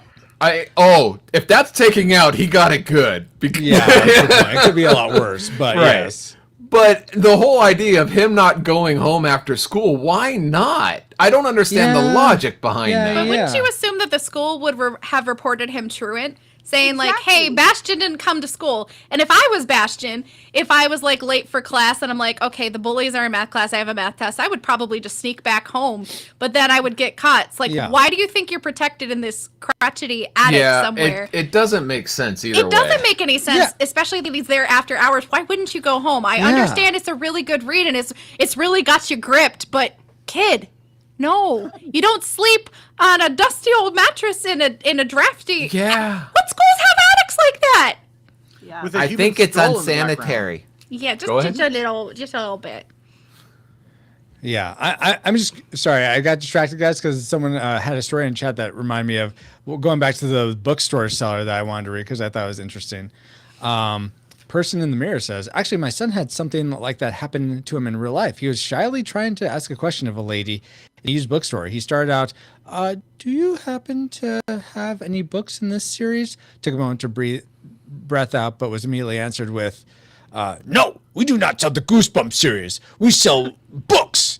I immediately stepped in and explained that he doesn't read the books that he was going to ask about, Swallows and Amazons by Arthur Ransom. Boy, what a change that made in our cheese. Wow, that's crazy. But yeah, that's exactly why you shouldn't assume things of people, for sure. I mean, just like I shouldn't assume that you guys are going to, rate this a tragic. Not at all. Anyway, back to, let's see, who we got left. So, Paul, what did you say was yours? You just mentioned why Bastion doesn't go home after school. Yeah, why he doesn't go home. I don't have a good answer to that. I have no idea. Well, maybe if you read the book, it'll clearly explain. Oh, well, Zabe's read the book, right? So maybe you know Zabe. No, he said he makes didn't. sense. Oh, okay, fine. Let's go to Ashley, and then we'll get into our tragic makers for the NeverEnding Story. But Ashley, what's something you didn't care for about this? There's something that I've always said: when things don't make sense, try to make it make sense. Yes. And honestly, the whole journey to save Fantasia was so incredibly loose. It's like it's tied to the Empress at the edge of this and blah blah blah. You need to go on this journey, but no one has the answers. So he's just kind of making it up as he goes along, and he just kind of stumbles and he searches all these remnants of the world of Fantasia. Treyu has no idea where he's going, what he's doing. Nobody has any idea where he's going, what he's doing, and they're just kind of a tool to be used by the Emperor. I know he's a plot device. I know he's a means to an end, but yes, it's kind of very hollow. It makes for a very hollow story. Just in the whole journey being very hollow, because for me, it's not about the destination, it's about the journey that we're going on. And the whole pretense for all of it is just so incredibly hollow. I understand that nothing is taking off the world and people are losing their lives, they're losing their friends, everything is unraveling and falling apart. But really, he's just going to go wander off and he's going to try to figure it out. Well, yeah, he's trying to. I don't see what's hollow. Maybe I'm just shallow. Maybe I'm hollow, but I think it's cool. I like things that are more specific and detailed, and this was just too much of a contrivance for me. I'm like, well, it could be anything. Yeah, it's not the journey, it's the friends we make along the way. Seeds of the certain flower grown in only this area. You're looking for something detailed like that?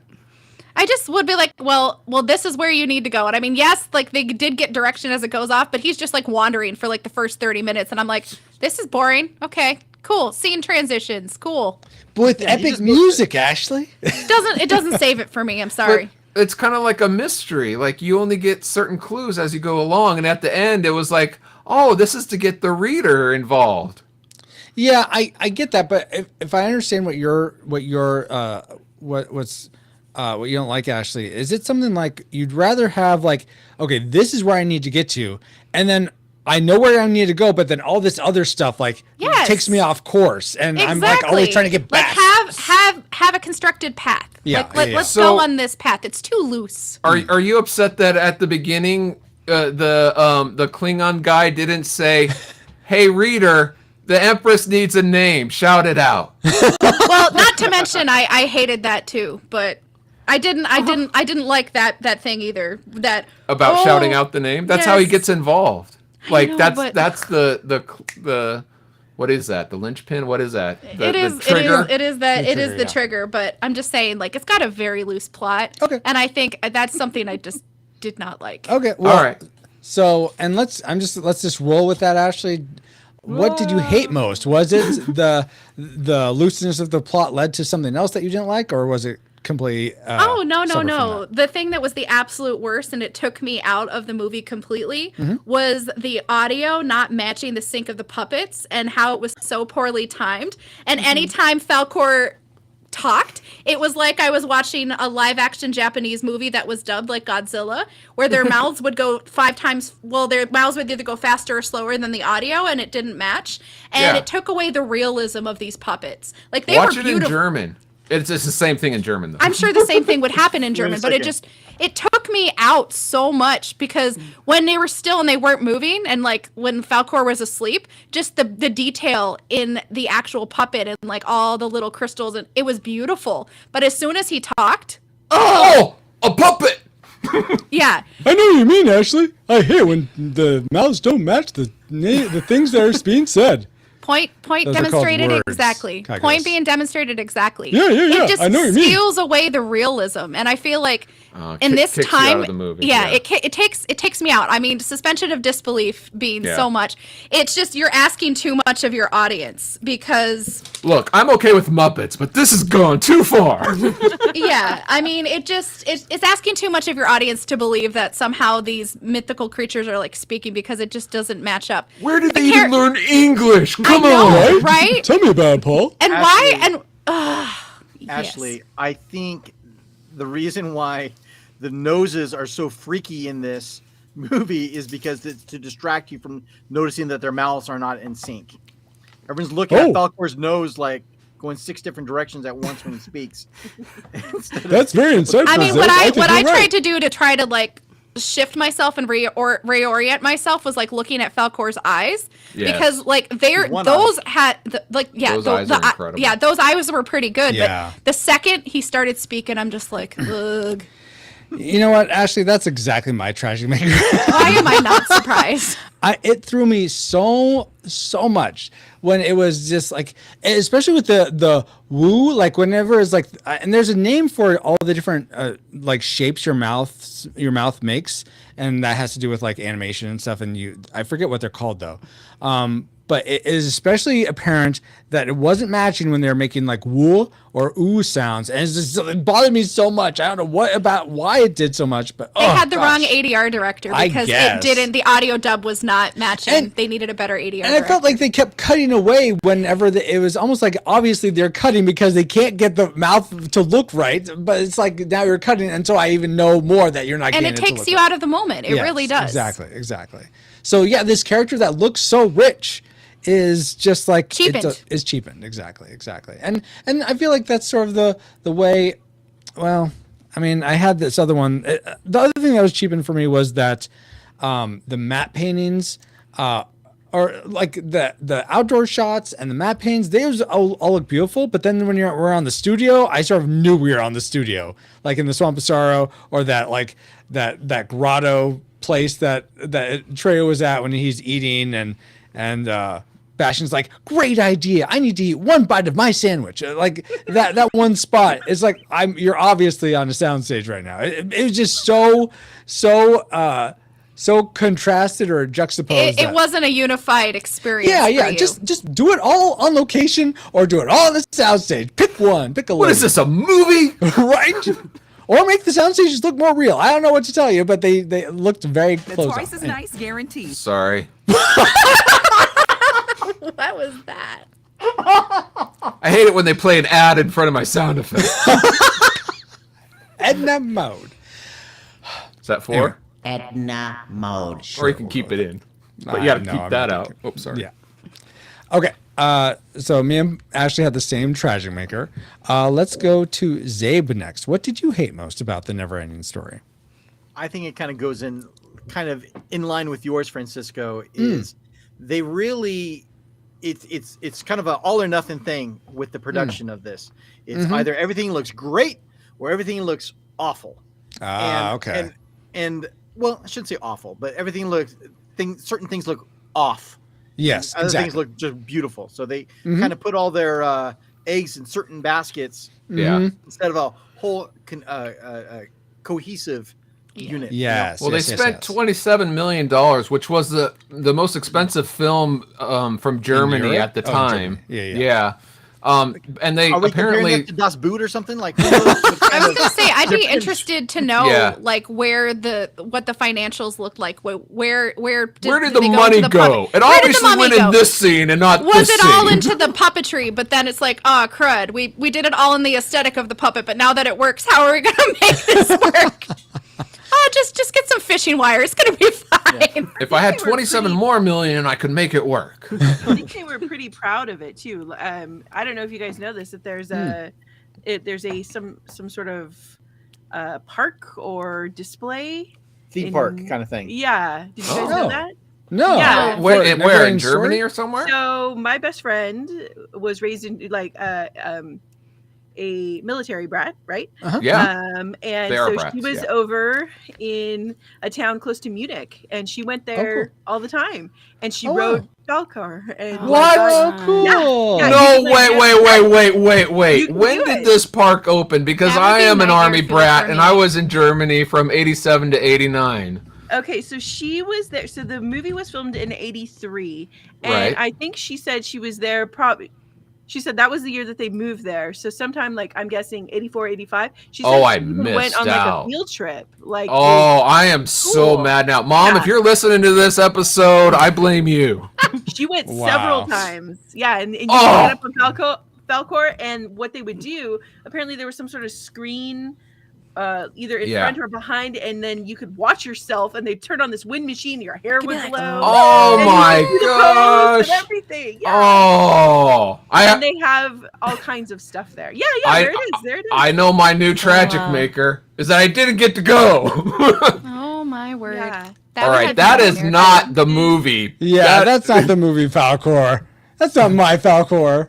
But I They mean, have it's the kind of snail, cool. It's a the cool racing idea. Snail and the rock biter displayed, and so All right. yeah, there you go. After Francisco's showing some of the pictures, and after looking at it, Mom, I don't blame you anymore because that almost looks as bad as NeverEnding Story 3. Wow. Ugh. Ouch. Wah, wah, wah.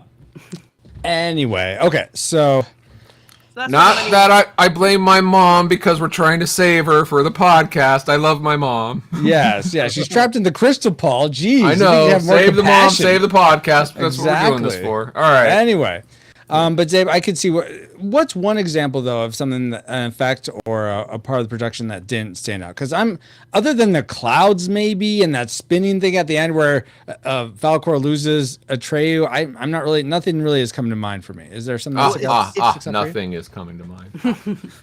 Yeah, I meant It's to just- do that.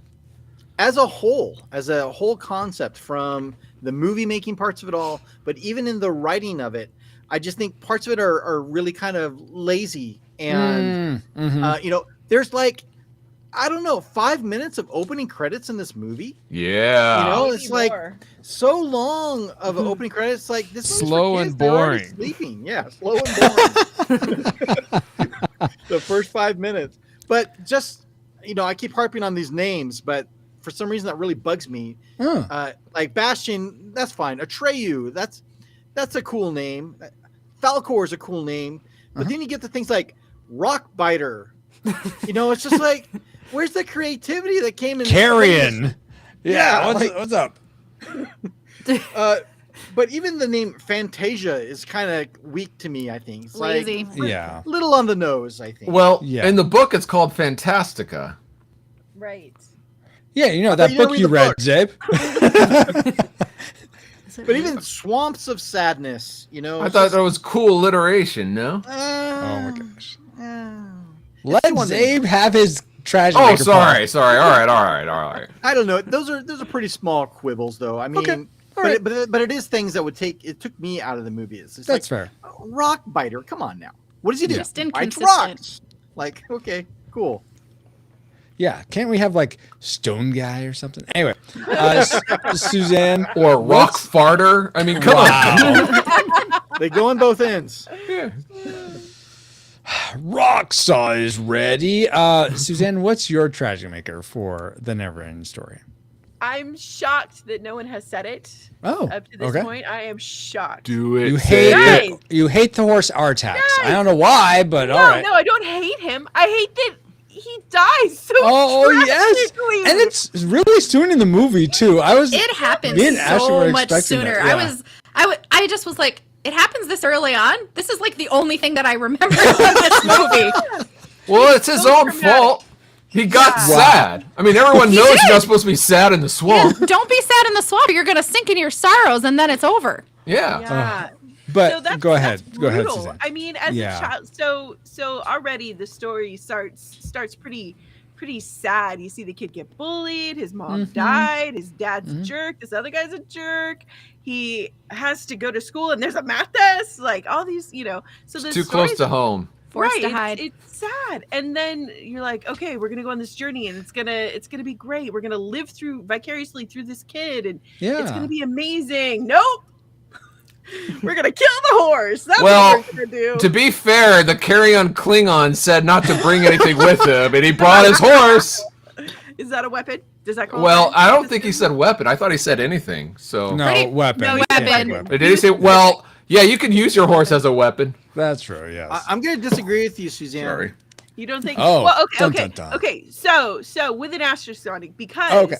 it's always great in stories when the stories mean something, and how they can make it mean something is with a sense of danger and with Right. purpose, and when Raise the things stakes. actually So Artax's death does raise the stakes, and Yes. yes, there is pain, sadness, vulnerability, these things on the way of your journey, and it matters. Yeah. So yes, absolutely. But the way that he dies, and the scream of Noah Hathaway as he's just begging him and pulling him, that is traumatic for a 7-year-old. And to Yes, watch it, absolutely.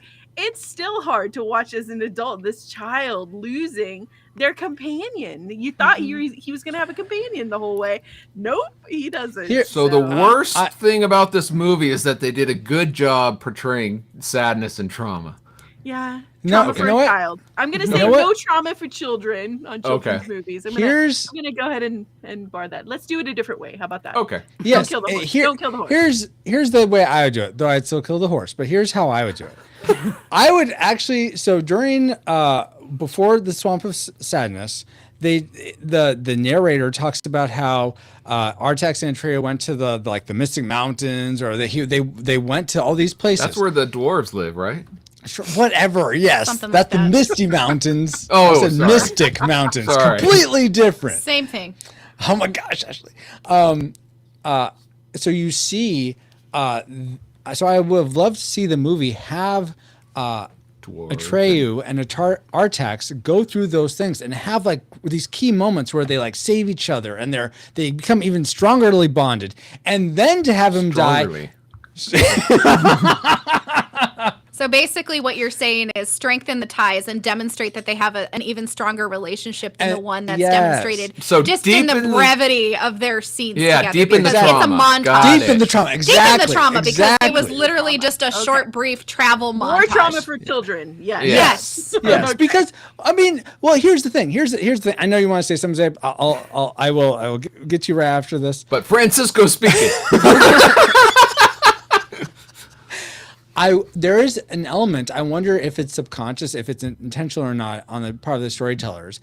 But Bastian is trying to escape his life, and I wonder if this is a way of saying, "Hey, in stories, crap happens. Crap happened to you in real life. Crap happens in stories. You can't just escape it and run away from it all the time, thinking that you're going to outrun it, because it's going to catch up to you eventually. It's going to find you wherever you go. So that's why I missed the pooping part of the movie. Sorry. Oh my gosh.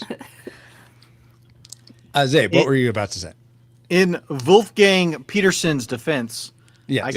I gotta say that they did film more scenes. Okay. With from what I read, at least, with Artax, what's his name? Artax and Atreyu. The horse and his boy. Yes. The horse and his kid. Yes. The horse and baby Conan. Mm-hmm. They, Oh my gosh. They did see more scenes, but from also what I read is Spielberg was a big friend, close friend of Wolfgang, Yes. and helped him with some of the editing. I don't know if that was one of the choices. They edited 7 minutes out. Yeah, so Yeah. I don't know if that was one of the things or not. I mean, if By the- Spielberg says, "Hey, maybe you should make this edit," I think you take his advice. Yeah. But by the way, in 2019, they came out with an extended. They put 4 minutes back in. I haven't seen it, so Okay. I'd be curious to see what 4 minutes were. It's probably like, oh, this scene is like 10 seconds longer. This Right. scene Yeah. 4 minutes doesn't seem like it's going to do that much. Yeah, but It's an extra 4 minutes of Bastian eating a pear. Yes. It was an Just apple. what I needed. it was an It was apple. green. It was green, whatever it Green was. apple. It was one of the Green few apple. times in movie history where the person eating the apple didn't come off like a jerk. At least to me. Oh, Dale says my more goodness. Credits. It's 4 more minutes of credits. Opening credits. Yeah. Let's get it closer to 10, people. We can do it. It's the Okay. extended remix of Neverending Story song. Let's Yeah, wow. you got to see where that 27 million went to. Let's go. 12-inch remix. Let's go to Valerie's Tragic Maker. What did you hate most about the Neverending Story, Valerie? Okay, well, you touched on this a little bit, but I saw a pattern of Bastian running away from his problems. Yeah, And yeah. I also noticed that there's this theme throughout of the balance of keeping your feet on the ground versus dreaming. And really the whole movie is like, dream all you want. And I actually really value imagination. So I'm surprised I'm saying this, but I feel like it was imbalanced. Yeah, because absolutely. I actually did think that Dad had a tiny bit of a point in that, like, he was trying to teach his son that education is important too. And then the first thing he does when he gets to school, oh, I'm just going to ditch school. Even though he said, okay, Dad, I'm going to, try harder. So he ditched class. Then he didn't go home at night. So I feel like the whole movie is just like, forget responsibility. Yeah. And I actually really love fantasy and imagination. But come on, let's have a little balance. Now I see what you're talking about, Suzanne, when you were saying you had some problematic stuff with showing this with kids. I'm like, but after what you said and what she said, I'm like, yeah, there is a lot of there you don't want your kids to follow. You have to give some Mixed context. messaging there. Yeah. It is. Mixed messages here. Yeah. Yeah, here's what I learned. What kind of kid's gonna like stay in a school and read a book? Now, if I had a Game Boy, I could see doing that. but- I wouldn't have stayed in the school. I 'Cause- just would have gone back home. Yeah. What's the Hey, point? Francisco, this was Yes. 1984. Before Game Boys, books were Game Boys. He still could have heeded the advice of that bookstore owner, gone to the arcade, but they probably would have reported him truant. And who knows? This was 1984 in Germany, so who knows? It what he wasn't would have had Germany in- because the signs were in English. Yeah, but what technology Canada. would he have really had? He could have stayed home and watched The Price is Right. Yeah. What did Columbo say back in my day? Movies were called books. Is that what he says? I think so. In The Princess Bride. Yes, I'm pretty sure that's what he said. Thank you. I was like, that's not Columbo. What is that? Well, it is, but Yeah. Good enough. anyway, that leaves Paul. What All right. was not good enough about the Neverending Story? Okay, so my classic maker, I said, was what I called the production quality. Yes. So my Tragic Maker is what I'm gonna call the production quality. And What a twist. it's basically a little bit like what you guys said. The kid actors, I said they were great, but there are moments that are like, okay, let's take a couple more rounds on that line. Let's like, oh no, not again. The bullies are after me, not again. Like, there's a couple of takes that they could have done again. Like, let's try to get that right. You talked about the physical creatures.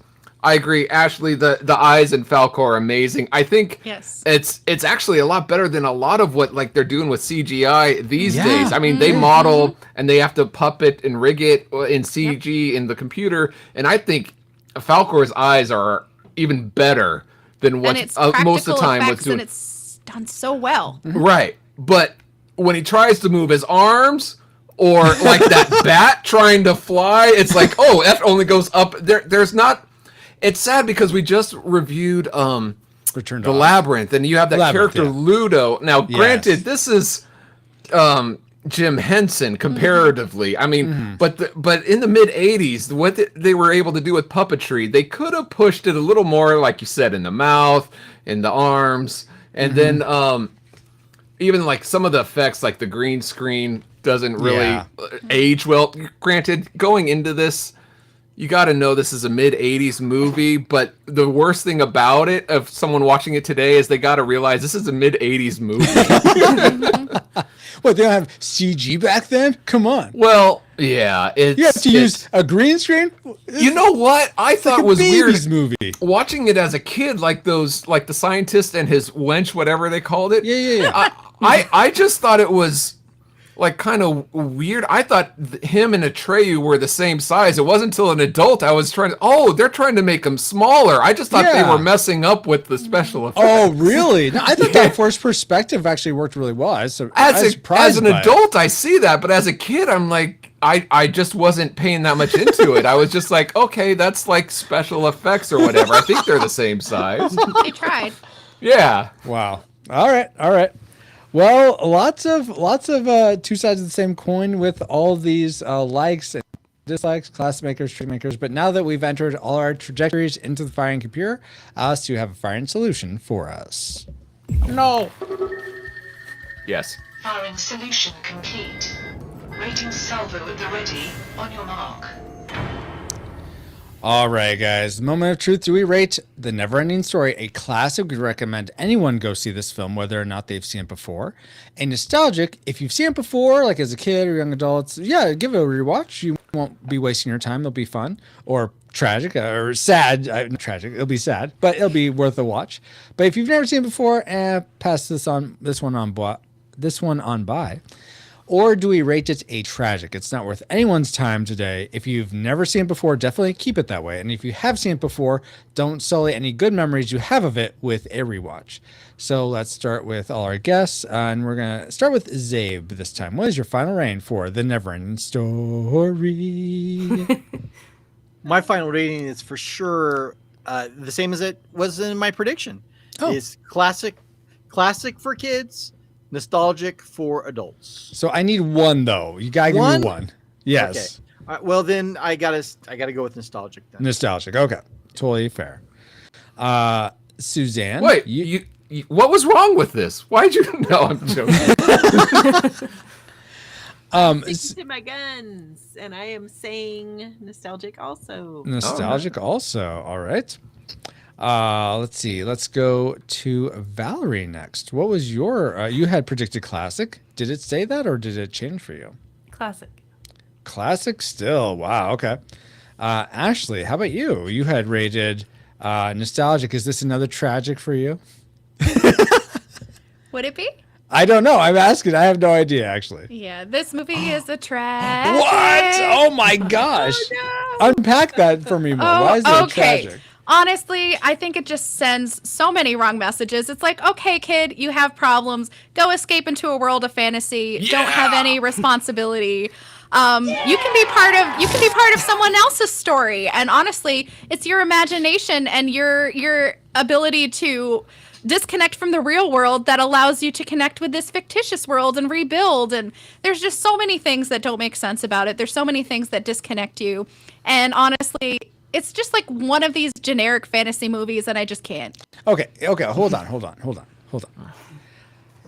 How is that any different from Dorothy and Oz? She just wants to go to Oz and fix and be in Oz. So how is this any different? Here's what I'm going to tell you. Yeah. Actually, going through this movie actually makes me appreciate Return to Oz that much more. What? And it makes me feel like it was actually significantly more well done. Just because there was more plot development. It was true to the books. I knew it was relevant to a story, and this is just too all over the map and too contrived, and it's the flying monkeys, right? Yeah, it's at the end of the day, it's just too thin for me, and I can't. Tragic. Very fair. Yeah. Before we get to Polonized Rain, we're sort of all over the board here. We have two nostalgic, a classic, a tragic. But when we go to our Rewind Republic, those who support the podcast at the $5 or more level, when I average all their votes, this is a nostalgic from them. So we have another nostalgic. So that's 3 nostalgic so far. Paul, we could if you and me say classic or tragic, this is gonna be like a 3-way tie. It's gonna be crazy. But what's your final rating, Paul? You had predicted a draw. Nostalgic. Yes, I predicted nostalgic. But honestly, I love the fantasy. This was so enjoyable watch for me. I'd recommend it to anybody. So classic. Wow. Okay, classic for you. That's right. Don't shake your head at me. You're entitled to your opinion. That's right. You hear that? I'm entitled. Yeah. For me, I had predicted classic. And, and I think after seeing this film, there was a lot I still enjoyed about it, especially that soundtrack. It's so, what do the kids say today? It slaps, it bops, it pops. A bop. It's a bop or it slaps. Okay, yeah. That's right. That's what they say. And I say that too all the time. No, you don't. Because I'm one of the Utes. Anyway, for me though, I think there's I have the feeling that I read this book and this movie is gonna be like, how did they do this poor job with the movie? Well, based that's on that. how the original writer felt. Yeah, the author hated it. Oh, Yeah, really? he hated it. He hated it so much he had his name removed from the film, and he sued the company trying to get them to stop making it. Really? Yep. Oh my gosh. Okay. And Lost.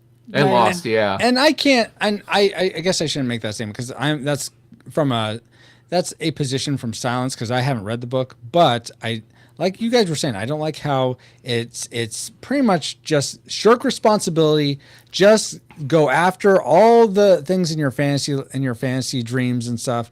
Don't I'll say it this way.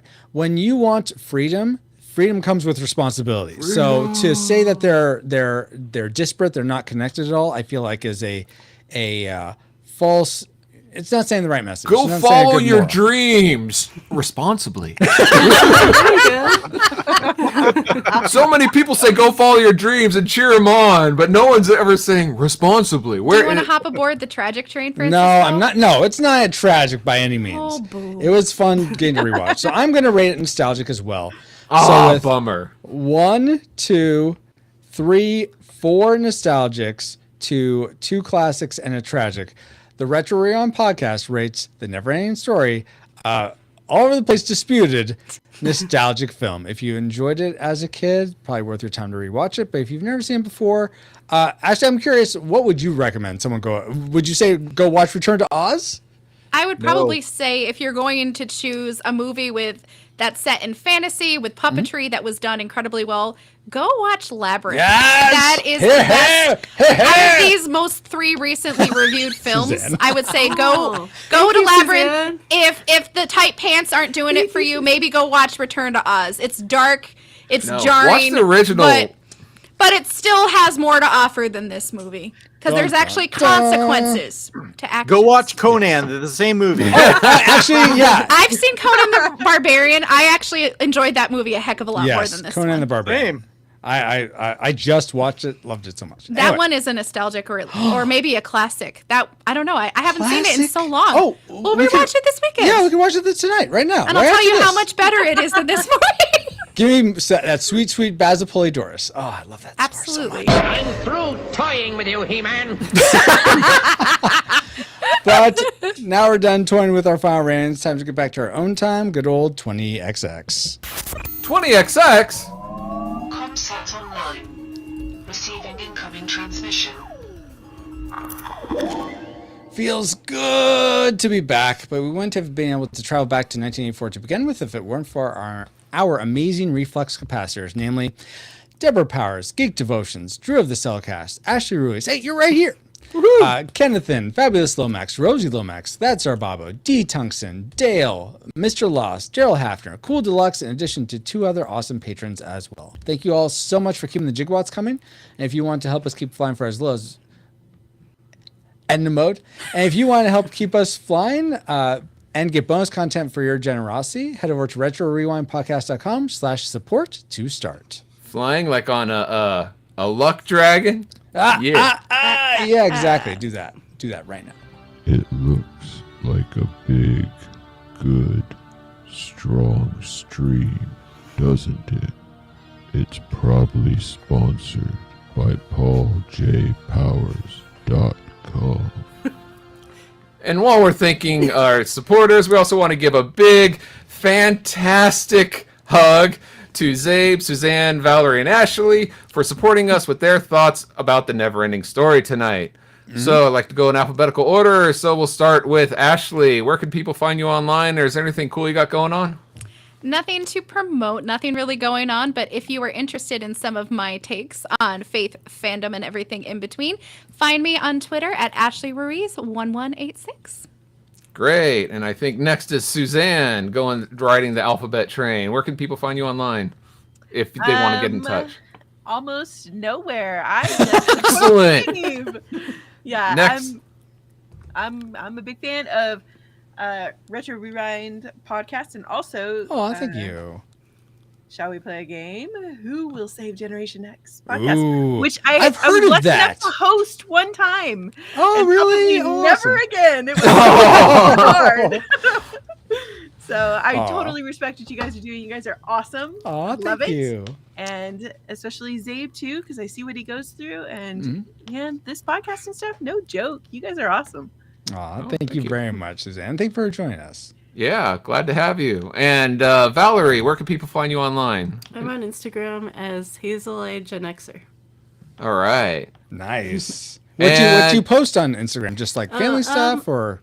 A lot of different things, but mainly travel and flower photos. Oh, nice. Very cool. So check that out.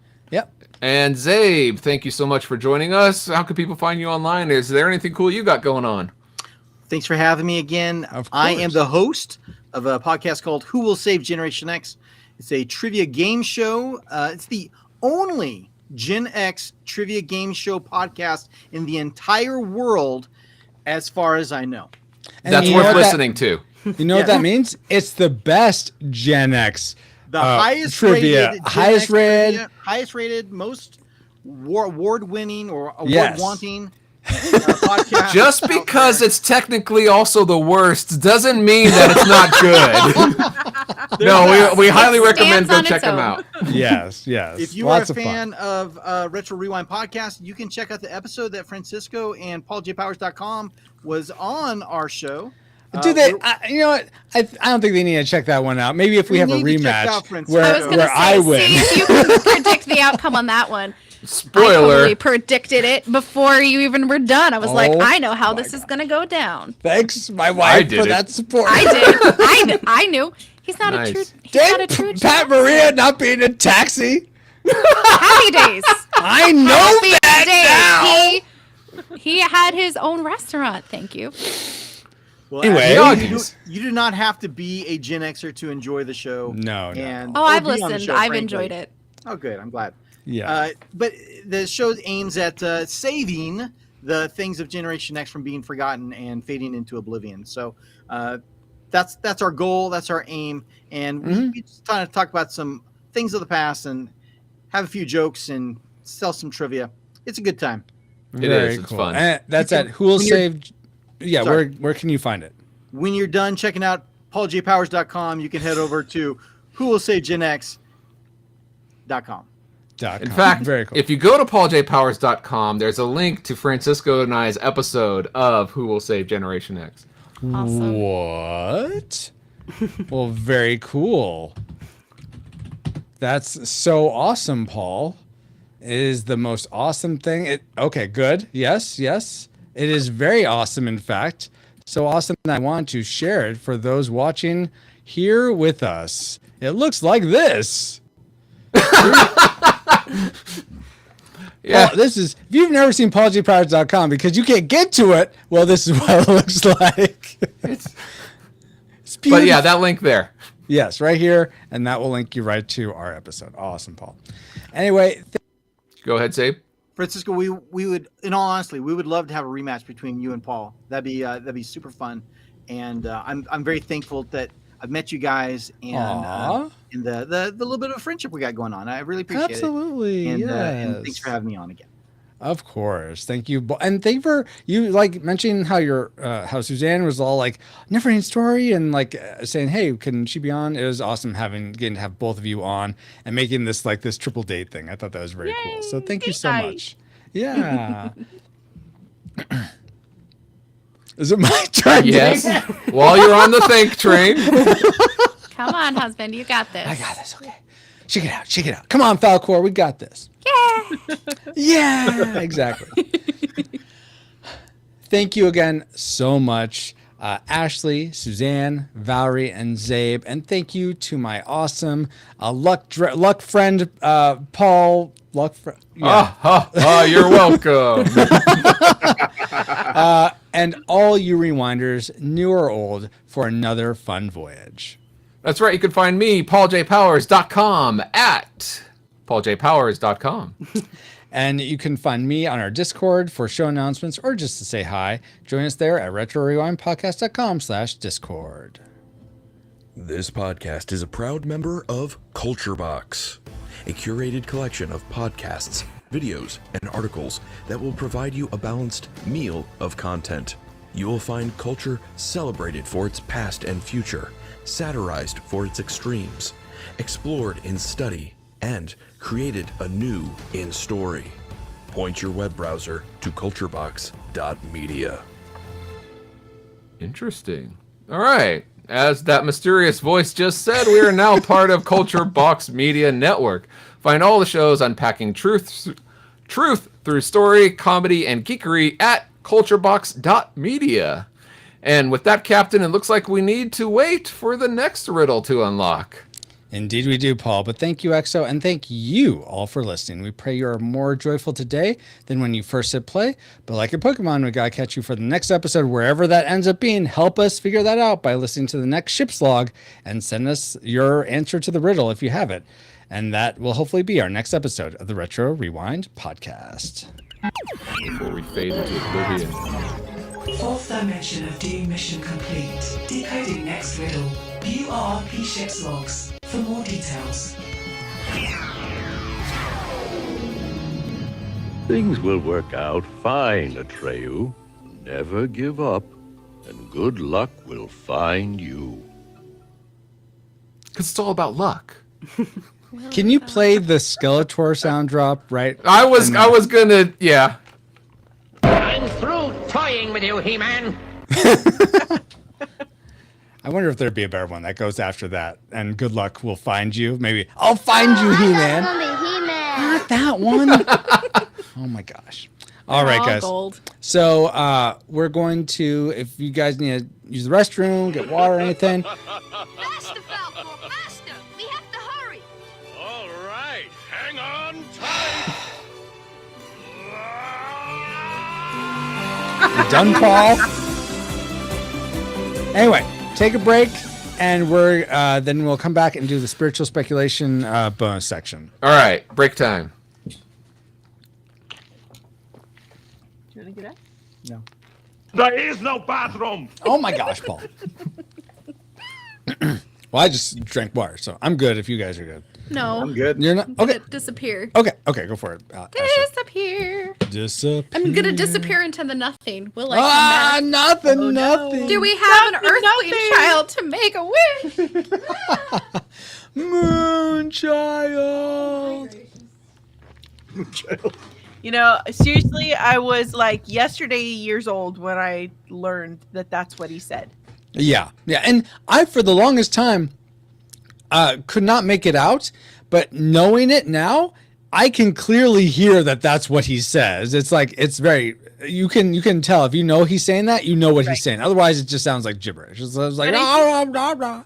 Right, you're trying to, like, your ears are searching for a name, though. Like yeah, exactly. Barbara or Heather or, you know, something like that. And yes. So you're not actively listening for the words Moonchild, right? Yeah. Like yeah, that's if she why had a human name, then maybe people would.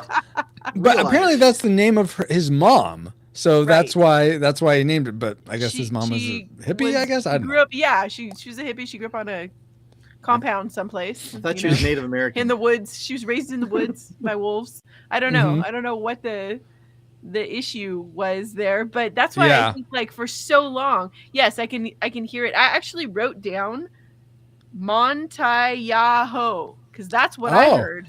Oh, really? Okay. But if I say that, it sounds like Moonchild. Like, that's it. Yeah. You like I could piece it together of like, yes, it was Moonchild, but my ears were listening for something different. I had a different expectation, which painted what I heard. Mm-hmm, so I could never absolutely. figure it out. Yeah. I totally get that. How's the stream going? It's going well, Cellcast. How's your stream? What were you guys covering tonight?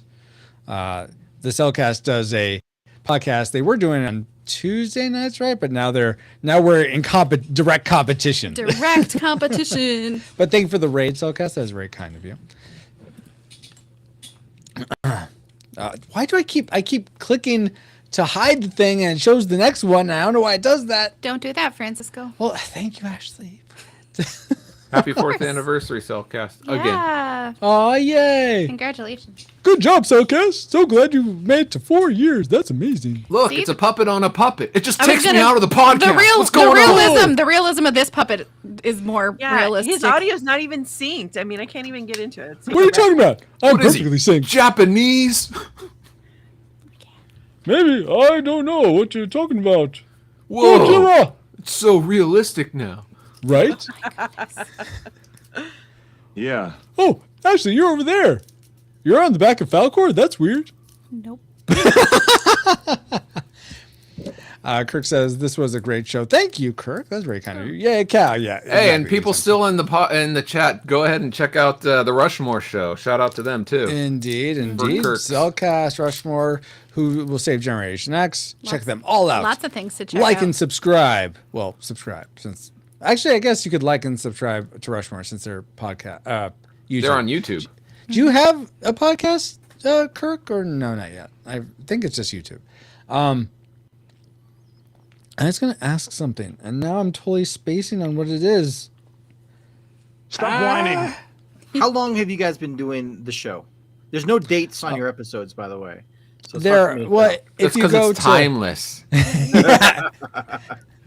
If you go to like Apple Podcasts or thing on Apple Podcasts, it'll give you the dates. But we've been going. We just did our 10-year anniversary episode, so a little over 10 years. 10 years? Wow. Mm-hmm. Yeah, we're old. Awesome. Wait. So you haven't done Conan the Barbarian? No, we have. No, they have. Oh, It's a okay. good one. I was like, I didn't hear that because he's talking about it. Yes, that's a good one. Yeah, Cast your enemies, sins them before you. Hear the lamentations of the women. That was really good. Thank you. I practice. Don't feed his ego. No, you can feed it. It's fine. No. It won't get overblown. Okay, I'm throwing out the banana bread. What? No, not my precious banana bread. Do not do it. Take it back. Take it back. Put the banana bread down. Yeah, because there's no cookies for you. So having you said in my intro that I've met a lot of famous people. He's one of them. Really? Oh, You cool. met Francisco? Well, I married him. Whoa. Wow. What's the story behind that? Where, when?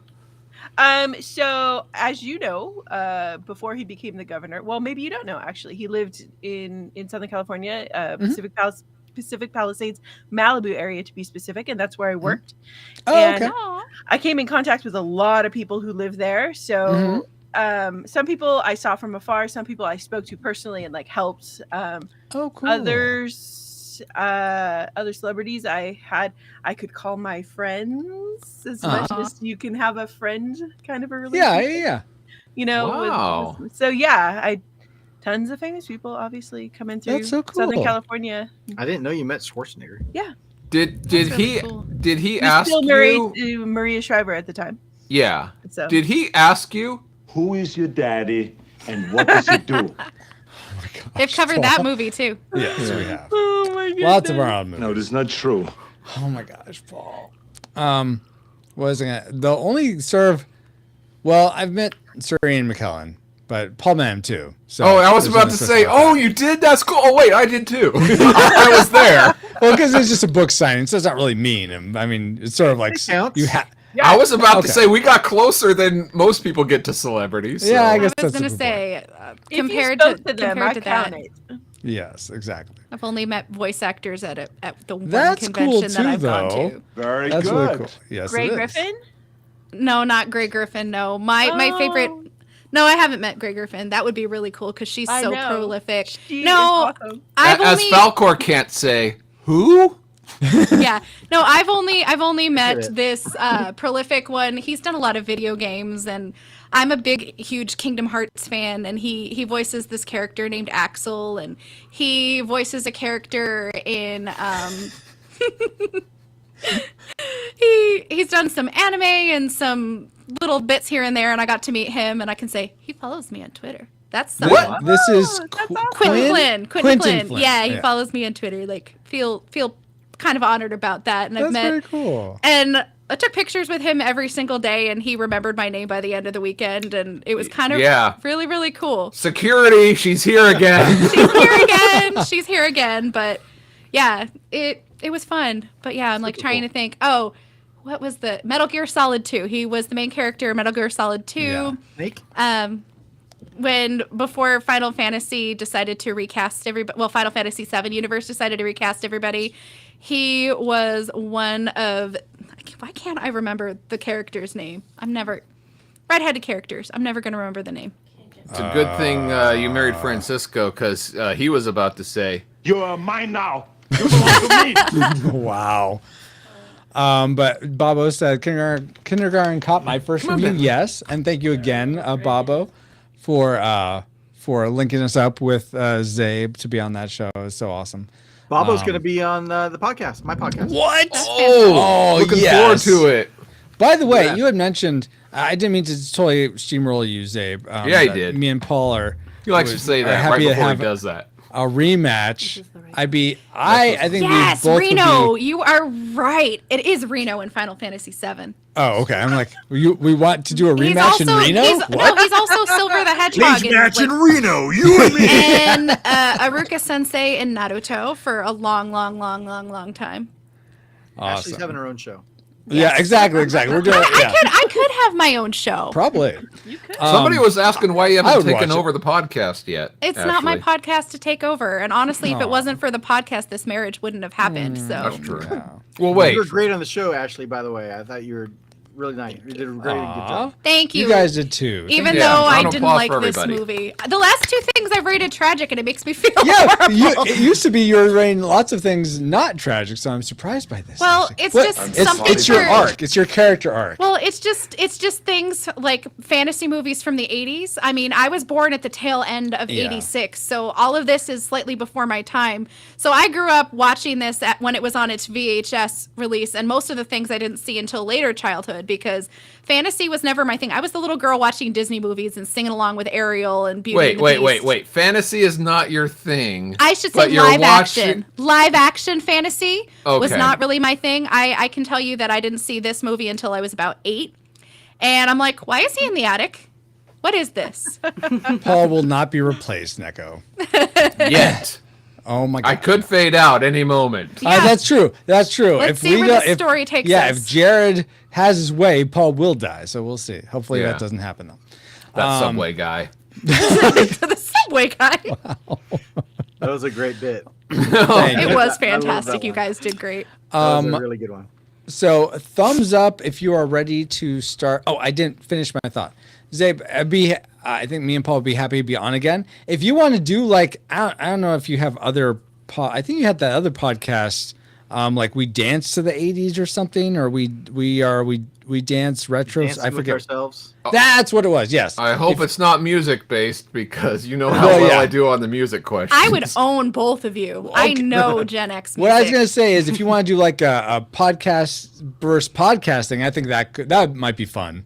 But okay, Power Rangers, let's do it. Like Retro Rewind podcast versus Dances with Ourselves or something like that. A team. Yeah, like a team one. Like me and Paul can that would be figure out the answer together. Not that you have to do that. I'm sure that's way more work. I'm just throwing that out there. I would listen to that. I think it'd be worth it. I don't know if it would necessarily be. I mean, I think it's always a lot of work, right? I think to negotiate how it works. But it's still two sets of. Yeah. Plus 4 voices still. It's 5 voices on there to. That's true. Manage. Well, Paul can just do his Arnold like quiet now or be quiet. What does he say? What does he say? Not that Stop one. whining. Not that one.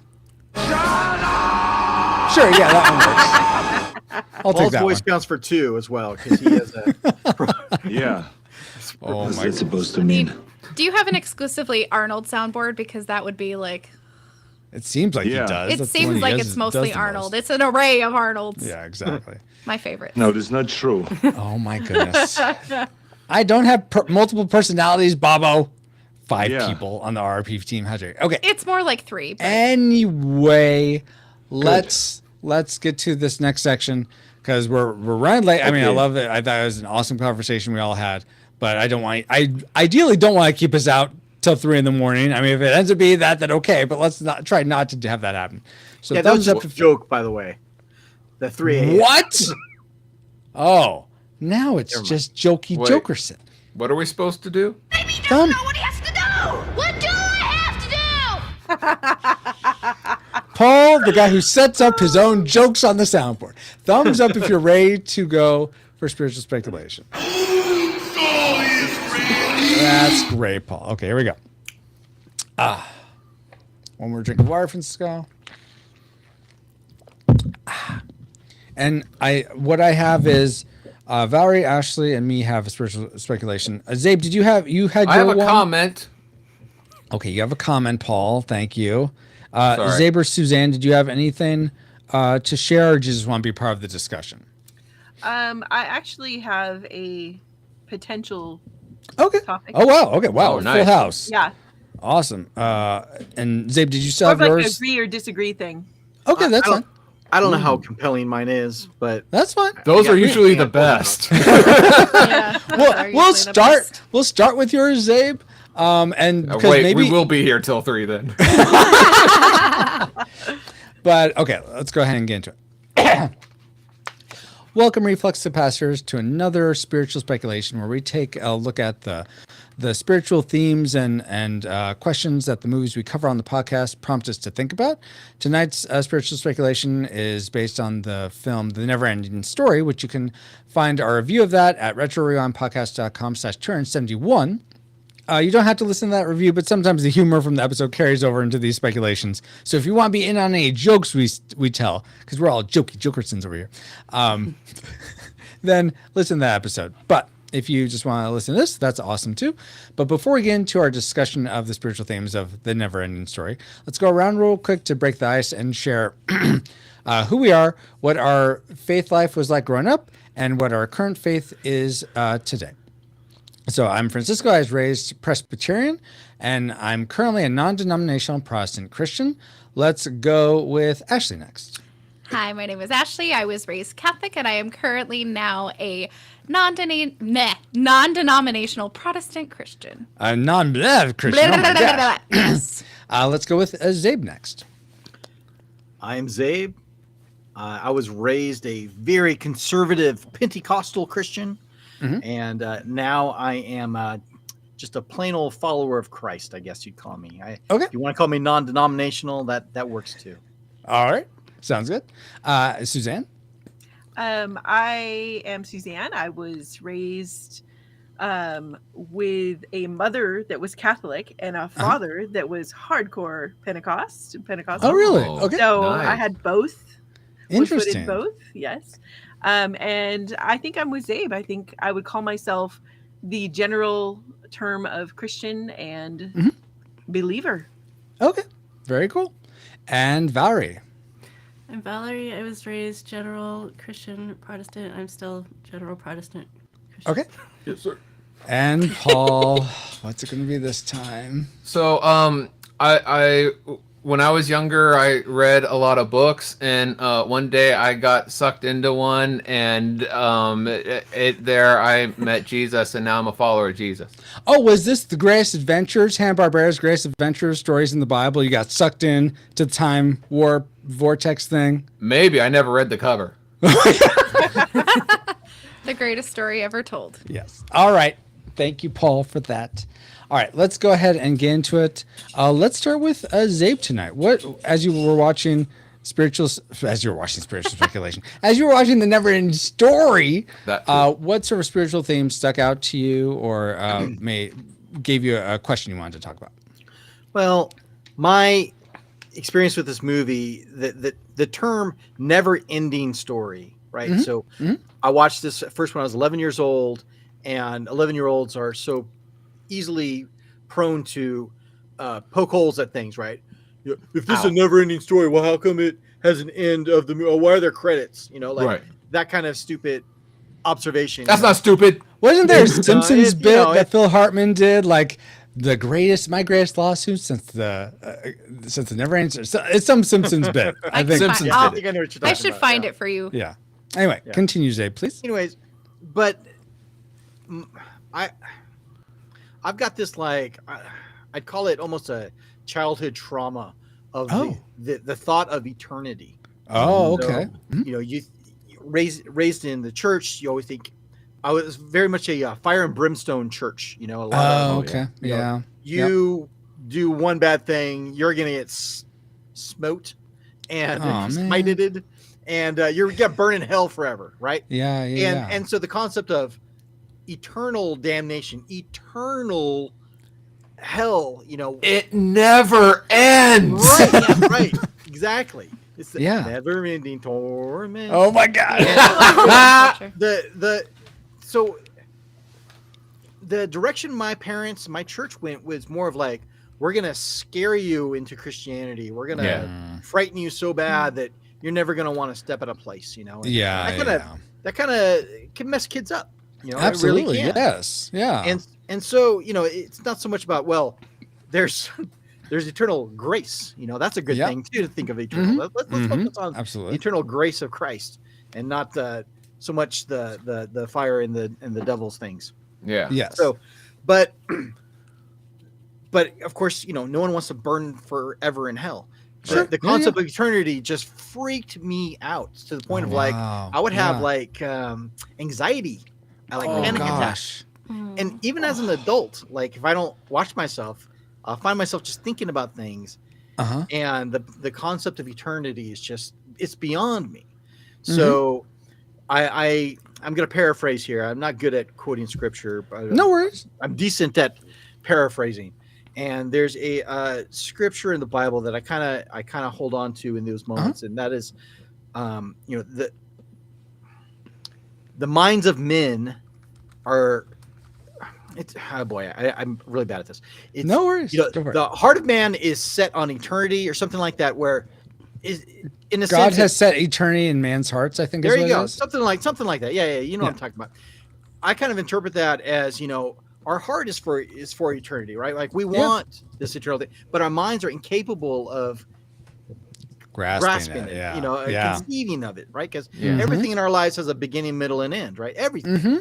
Yeah. It has something that never had a beginning, never had an end. It's just mind blowing. And as a kid, that always just freaked me out.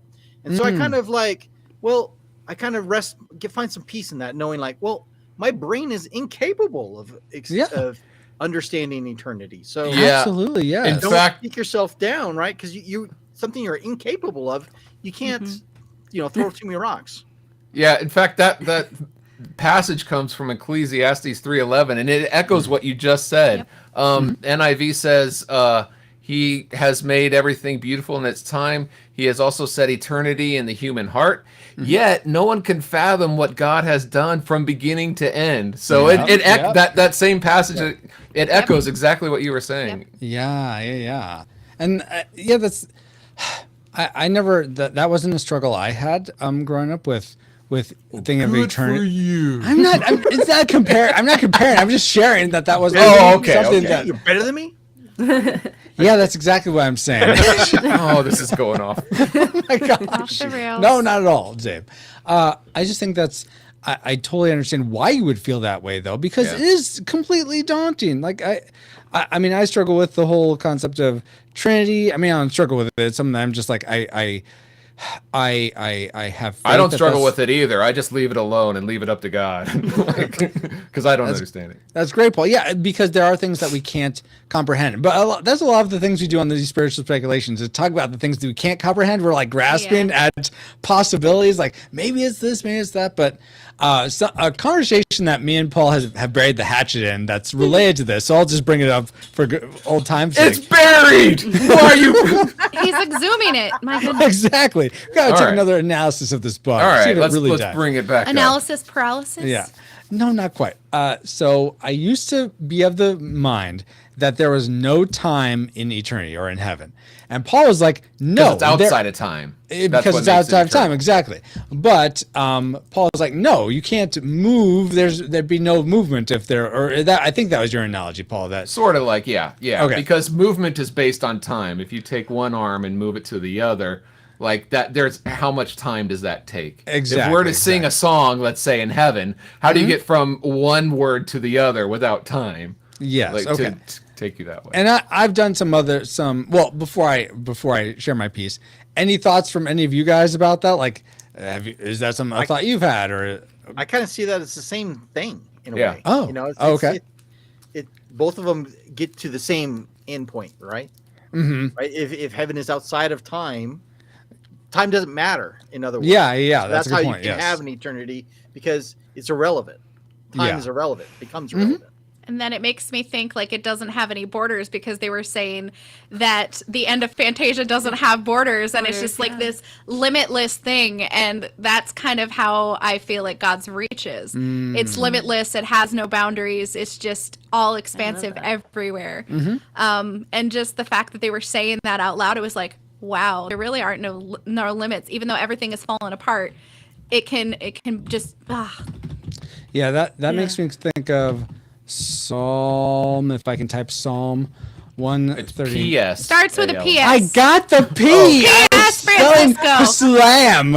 Okay. No. Pterodactyl. Oh, Wait, there's an L? Oh, Pterodactyl. what do you want from me over here? You're being pathetic. Wow. Wow. My sympathies. Oh my gosh. Anyway, so this is Psalm 139, and this is talking about essentially God's reach. That where can I go? This is starting at verse 7. Where can I go from your spirit, or where can I flee from your presence? If I ascend to heaven, you are there. If I make my bed in Sheol or the grave, you are there. If I take the wings of the dawn, if I dwell in the remotest part of the sea, even there your hand will lead me, and your right hand will lay hold of me. So just like this God, yeah, this ever presence. But that in of itself is like daunting. So God is how can you without comprehend? borders. Yeah, God is without borders. He's ever present. Does that mean he doesn't have a timeless. bookstore? The Borders.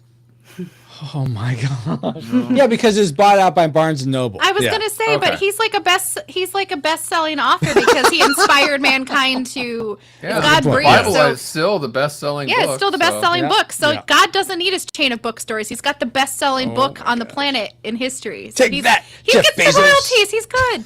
He's got Yeah, big. take that, diabetes, old man. Diabetes. Wait. Was he actually Wilford That was Brimley? not No, it Wilford wasn't Brimley. Wilford.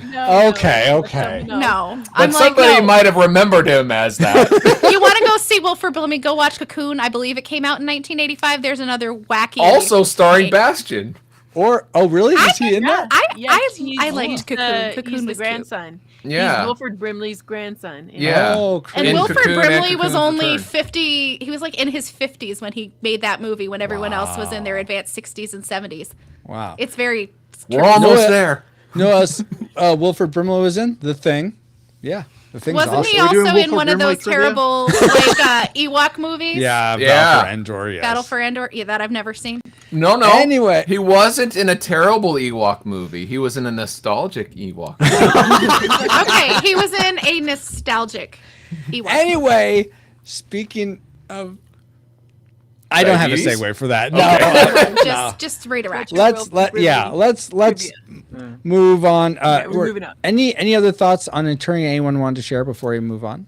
The way I think about eternity reminds me of the doe female deer from Rudolph the Sound of Red-Nosed Music? Reindeer special, where she sings, "There's always tomorrow."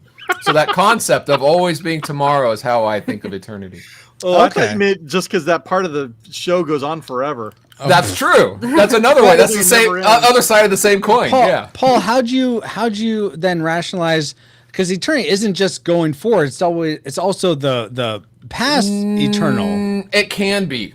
It is. No, it can be. It can't. Okay, fine. Just like okay. God, has this blows my mind. Supposedly God has always been and always will be. That blows my mind too. Yeah, Okay, yeah. so eternity goes in both directions. Exactly what I'm saying. Yes. Okay, but we as humans were born at one point. Sorry, we're born at one point, and then we will go on forever, either in the dumpster or out of the dumpster, depending on sure, as Zabe was saying. But we are going to live on forever that way. So eternity goes forward and backward, but it's different if you're God or us, kind of. Okay. So that's how I look at it. You don't think we can go back and we're splitting hairs. I mean, come on. we were part no, we can't go backwards because I believe we are not outside of time. I believe that there is time in heaven, but we don't need to bring so that God's up outside of time, but in our eternal reality, there will be some concept of time. Maybe. You just said the Bible verse that God is everywhere. So if he can be outside of time, he can be like. Yes. Okay. Let's move on. Let's move on. Good. Valerie, what did NeverEnding Story sort of trigger for you, spiritually speaking? So the concept of the book, the shop owner saying the book isn't safe. Oh yeah. So that made just me like think Aslan. Yes, exactly. Sorry. Edna mode, guys. Except I don't edit these, but You should. So it made me think of in the Narnia world how Aslan isn't tame, but he's still good. Yeah. And so that got me thinking. God isn't safe, but at the same time, it is infinitely worth getting to know him. Yeah, absolutely. Yeah, just like it was worth him, Bashan, reading the book. Was it though? That's just making me think like how we're even promised by Christ himself, like in this life for us as believers, there will be trouble. Like it's not going to be easy one way or another. And we're told to take up our cross and follow him. So there's going to be difficult parts in our journey, but our lives we're made better for knowing Christ and enduring all the things in our spiritual journey. John 16:33. Yeah. Yes. So definitely not safe, but I would say a worthy investment for sure. Yes. Depends on if you want to spend eternity in the dumpster or out of the dumpster. Yes. Eternal savings. So I'm being very contemplative right now. Are you serious? Yes, I'm being serious. Okay. Because there's something that like I was praying about earlier today that sort of goes into this topic, or at least it sparked it for it. Or this sort of there's a connection made in my mind. I don't know why. But now I'm like debating: do I bring it forth or do I just like move past? Is this your way of thinking out loud? Yes, this is my way of thinking out loud. Thank you for pointing that out, Paul. I would say speak it. I don't think it's going to necessarily hurt. So this is related to you saying words. Oh my word. You saying so Valerie said Bible's not safe. Or it's not it's a good book, but that's not necessarily, or God's not safe, but he is good. Good, yeah. And Ashley, you saying that Jesus promises there will be trouble for us, and it just got me thinking about how I was praying earlier how I was upset about how my life in my former marriage, I sort of felt like it was not wasted necessarily, but it's like all that time was spent, and it almost felt for now like, why couldn't I have met Ashley earlier? And then I started thinking about how, well, we would have been different people. Maybe we would have been horrible to each other if we had met as early as we did. And we needed to go through this stuff. We needed to go. And God's timing is perfect in all of that. And so but all that sort of to wrap it back around, we do need to go through, there are trials in our lives that we do need to go through. And I think depending on how we carry ourselves through them, whether it's a trail, like after our text died, he could have just like, I can't do this. This is too much.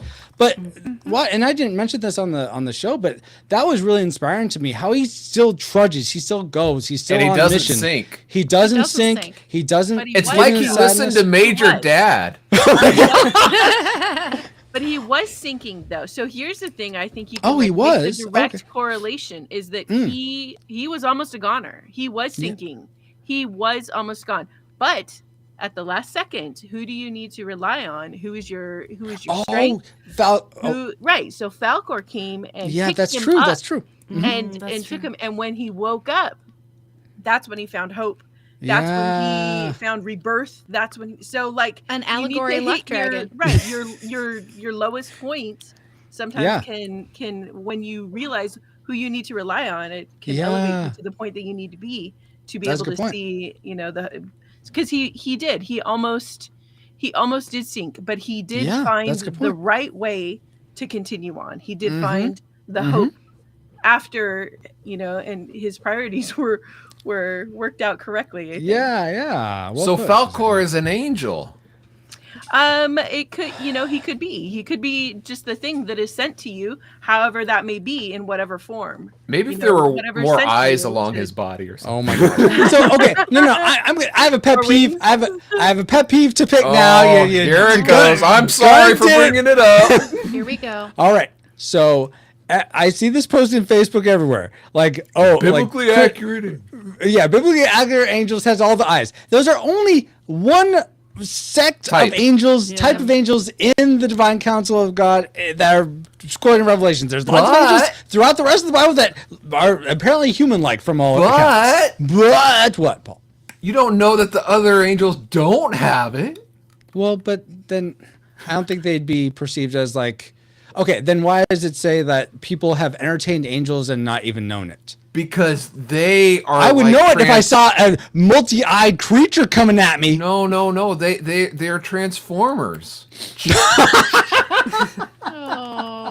They're more than meets the eye. Oh my god! Or more than meets the eyes. There you go. There you go. Well done. And I'm sorry, Francisco. I'm through toying with you, He-Man.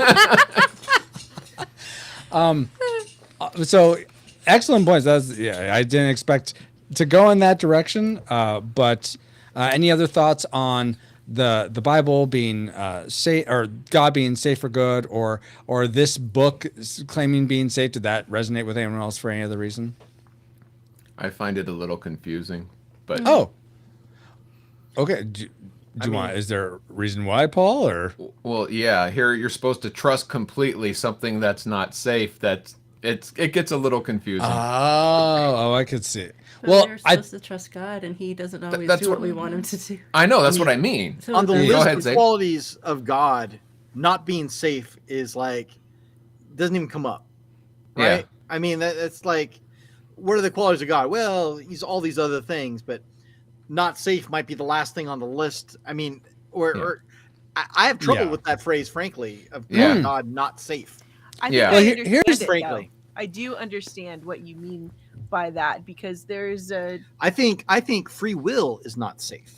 I was just about to say, the thing that makes God not safe is our sin that we chose. That's why we can't be in His presence anymore. It's not really. That's the thing that makes us. I've heard it described as like, and this is like a stretch. If God was fire, let's say, it's not safe to toy or respect the qualities when dealing with the fire. Yeah. So in that way, it's not safe. You got to be careful. Okay. The Old Testament God certainly wasn't safe. Right. I mean, hashtag team smote you. Oh my gosh, Paul! I don't know if Zabe and Suzanne know what that is. No, that's fine. Half the people on this podcast don't know. Oh my god! How dare you! Oh my goodness. This isn't Zabe, Suzanne, Valerie. This is some inside joke that Paul liked to get me on. It's way off the rails. Oh my gosh. I apologize for even saying those words all those years ago that led to that. I guess I wasn't done toying with you, He-Man. No, I'm actually thankful for that, Ashley, because it's brought a whole lot of joy to people for some reason. Yep. I understand what you mean by not safe. I was thinking of it more in terms of like, so here is this thing that, so when you, or at least for me, when Jesus is pitched to you, when being a follower of Jesus is pitched to you, oftentimes we talk about the good things. Number one being, eternity with Jesus, with God, eternity in heaven, right? So eternal salvation. That's what we talk about. So that's the pitch. That's the selling point. Yeah. But the good news. Right. Yes. Exactly. But when you talk about the concept of belief in the gospel and how it's not safe. It's more like it's a warning label. Prepare to have everything that you've ever known about yourself challenged. Prepare to have everything that you think that you know about God challenged. Yeah. And furthermore, once you think you have it down, that's the exact second that the rug is pulled out. And then you're like, oh my gosh. Sometimes for sure. Yeah. Right. So I kind of think about like safety in that there is the ultimate safety net, but prepare to be challenged. Prepare to have to constantly change and turn and grow. I mean, being pruned is brutal. Yeah. And Refiner's your life. fire. Yeah. And that is the thing that you might think that this is, well, we're talking eternal salvation. Like, what could be bad about that? It's dandy. It's perfect. Like, smooth sailing. I got Jesus on my side. Like, I'm cool, but here and now, though, it's not so nice. But you have to think like, okay, this is the world that we live in. It's fallen. There's so much adversity to that. And you're that's just it. That's what's confusing. You think, well, it's the fallen world that's not safe, and then you hear, wait, God's not safe either. Yeah, well, God's then not what? Safe either. Then what? Right. Then what is? What do you trust in? It's like, well, where are you putting your trust? Who are you putting your trust in? And I think it's interesting that we make this allegory about this book not being safe, God not being safe in certain instances. And I'm thinking about, okay, the relationship that Bastian has when he becomes part of this story, and how when we read the Bible, Jesus becomes part of our story. We can see ourselves in the stories of the Bible and how people live their lives and how it can be a great set of guidance for us, and we can see ourselves in that story, and it becomes a part of our story. That's great insight. It makes me want you guys to change your rating. I certainly won't, because I find the Bible to be a much more compelling story and much more. All right, it's a better book. I'll give you that. And monumental, and it doesn't have bad puppetry in it because Jesus is the greatest of all. But have you seen Leviathan? It's pretty good. It's pretty good. No, husband. But like going into that, I just think it's a very different relationship that Bastian has with the people in the NeverEnding Story. They work together, but he ends up saving it all. We don't end up being the salvation. Jesus is the salvation. So I feel like the movie kind of sends an interesting message, like we can be the one to save it all through our imagination and our hopes and dreams. And I feel like that's incredibly misleading in a sense. And what it was making me think of is like, well, yes, you can have hope, but your hope should be in Jesus, and he will lead you through. But I'm my own personal Jesus, according to this movie. Yeah, no, that's what we're speaking to, Paul. That's something that was something that really challenged me. I'm like, well, I don't think this sends a great message. You're basically telling this child that he's the one who holds the power to rebuild and recreate all of this. When only really, if you skip school. Only if you skip school and hang out in the attic, and you get to hold this little grain, but just the little grain of sand that like Fantasia to rebuild, it was like that also made me think about faith as small as a mustard seed, how it can become something monumentous, something massive can come from something so tiny. So that was a really nice illustration for me, but I just feel like it didn't do the greatest way of illustrating it, because it's like, you're a child, your imagination is unlimited, and you can do all these things. And that the fact that he chose petty in the end to get those kids in the dumpsters, he could have done anything. He could have made the world a better place. Yeah, and he did. He's like, vengeance. That's why I said, like, as a kid, I loved it. As a kid, I felt like, oh, it must feel so good to finally get back at the people who bully you. But as an adult, I watched it and I was like, oh, that's so problematic. Like, it is. Reach for revenge. At the same time though, when there was the regeneration of Fantasia and all these people were brought back, it was also making me think of how Jesus regenerates us, how what he does with our hearts. Gives us new life. Yes, he gives us new life, and we have a heart of stone, and we're given a heart of flesh, and we experience this regeneration, this sanctification through Jesus, and it made me think a lot about that as well. But again, it makes me think of all the things the movies like challenged it. I didn't necessarily like the way that they approached it, but it made me go back to my faith that much more, going, I don't know that this sends a great message to kids, but I feel like it would be a great doorway to have a conversation about what Jesus does and how this can be illustrative, just kind of a little off. Still, I have a little pushback for you, Ashley. But before I get to that, a little something that bridges between that and what you're saying about being connected with Jesus.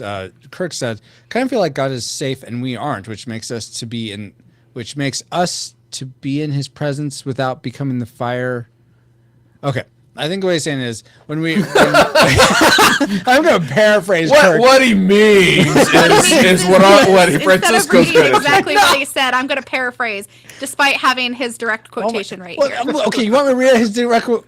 Kind of feel like God is safe, and we aren't, which makes us to be in His presence without becoming the fire. We get burned, but if we become the fire, we get brought into the bigger fire. So I think what he's going for is when we become saved, then we become almost like a flame also. We as far are. as like we become We say that God's word is a lamp unto thy feet. And honestly, like, we're a city on a hill. It cannot be hidden. So we are embodied with the Spirit of God, and we are the light in the world. And like we're a light in the dark. I always think, like, we need to be a symbol of His light and love. And honestly, He works that through us. And we become part of something bigger than ourselves. You could call it the all-consuming fire of God's passion and love and all this stuff, but well, even at Pentecost, flames were above the apostles' heads and stuff. But so when the rock biter had a heart of stone, at the end of the movie, he still had a heart of stone. well, he's not safe. He's an anthropomorphic rock person. Sorry, Stonebiter. I do want to. Sorry, Stonebiter, you go to hell. You want to challenge me and tell me? Yeah, I want to challenge you because I agree that in this story, Bastian's like the hero character. He saves Fantasia, but that's like so many stories where it's the hero character. So how do we get away like from Batman? I think James Harleman brought up when we were talking about Return to Oz, and he also brought up Raiders of the Lost Ark, how this problem of the protagonist not really affecting change, like he's just sort of there and he's our window into the story. And so I kind of feel like that's maybe a more quote unquote biblical way to see a story, is that because then we're not the ones that save the day necessarily, but so many stories are the person, like Conan. We were talking about Conan saves the day, and I totally saw Christ imagery in Conan when I watched it the other day. So I feel like you can have it both ways. It just maybe depends on how you tell the story. No, you definitely can have it both ways depending on how the story is told. I just thought the way that this particular story went about doing it was just glorifying the child's imagination as to being the salvation of an entire world. And I think that's giving too much power to imagination, because what we were talking about earlier in the dislike section, there really wasn't a whole lot of balance in this movie, because it was all about like, imagination, dreams. There's no like responsibility. There's no follow through. And when I was watching this and when I was thinking about my own spiritual speculation, I was thinking about the nothing and how they really didn't know. They just said it was nothing. And what about the nothings in our lives? What is a variation of the nothing in our own lives that becomes something that can be all consuming? Despair, loss of hope. Loss of hope, depression, all these things. What does that look like in our lives? Yeah. Oh my gosh. That kind of relates to mine, actually. Oh yeah. Okay. Your spiritual speculation. Because that was mine. I was thinking about the nothing and like the all-consuming, like without Christ, so much of our lives can look like the nothing, because just like Bastian giving a new name to the Empress and regenerating Fantasia and rebuilding everything, creating something new from something that has basically died. How Christ regenerates us and we become a new creation. Without Him, there's so many things that could come in on us. What are the nothings in our lives that potentially, without Christ, what does that look like? M&Ms. So, Suzanne, you said that was related to yours. So what's your spiritual speculation? Yeah. Okay. So there's a quote in the movie that. Oh, wait. I think I found it. And this relates to the whole revenge thing. So let me see if I think I found it here, guys. How would you know the quote she was going to say? Because I am the woman's speak. I am that good. Francisco. I am that. It's the perfect drop for this joke, but all right, go for it. Well, it'd be more funny if you did it and then it was totally wrong. Like that's true. Fine, do it. I'll laugh at you. I will share this perfect one that is down here. This is a great setup for a joke, folks. Listen. Crom, I've never prayed you before. I have no tongue for it. No one, not even you, will remember if we were good men or bad, why we fought or why we died. No. All that matters is that two stood against many. That's what's important. Balor pleases you, Crom. So grant me one request. Grant me revenge. And if you do not listen, then the hell with you. See, that was just like NeverEnding Story. It was a Bastion and Falcor against the three bullies, few against many, and he granted him revenge. Few against many. One has a giant dragon and green a stand. Not a fair fight versus a couple of elementary school kids. When did we get from spiritual speculations to, hey, Zabe was right? Is this the same movie? Trying to tell you. Anyway, Susanna, what was the actual quote? I was, of course, being silly. Worth it, Francisco. That was totally worth it. Thank you, Zabe. I thought so too. No, it is not true.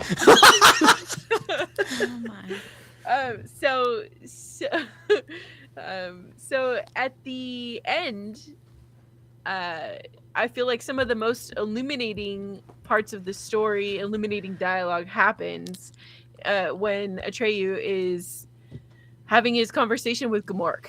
You really pull back the curtains, you know. Yes. What's happening. And in that, Gamork says, people who have no hope are easy to control. I love that. I wrote down the same thing, yes. Okay, so that gave me pause to contemplate. And I asked myself, is he right? Is that true? Is that real? Is that true? Does that translate? And what I came up with is maybe. Yeah, just didn't maybe. Maybe. Okay. So I came up with the same conclusion. I came up with maybe. And I kind of think that I understand what he's going for, but I don't necessarily know if I would say people who have no hope are easier to control. I think instead what I would substitute into there is I would expand it and make it bigger.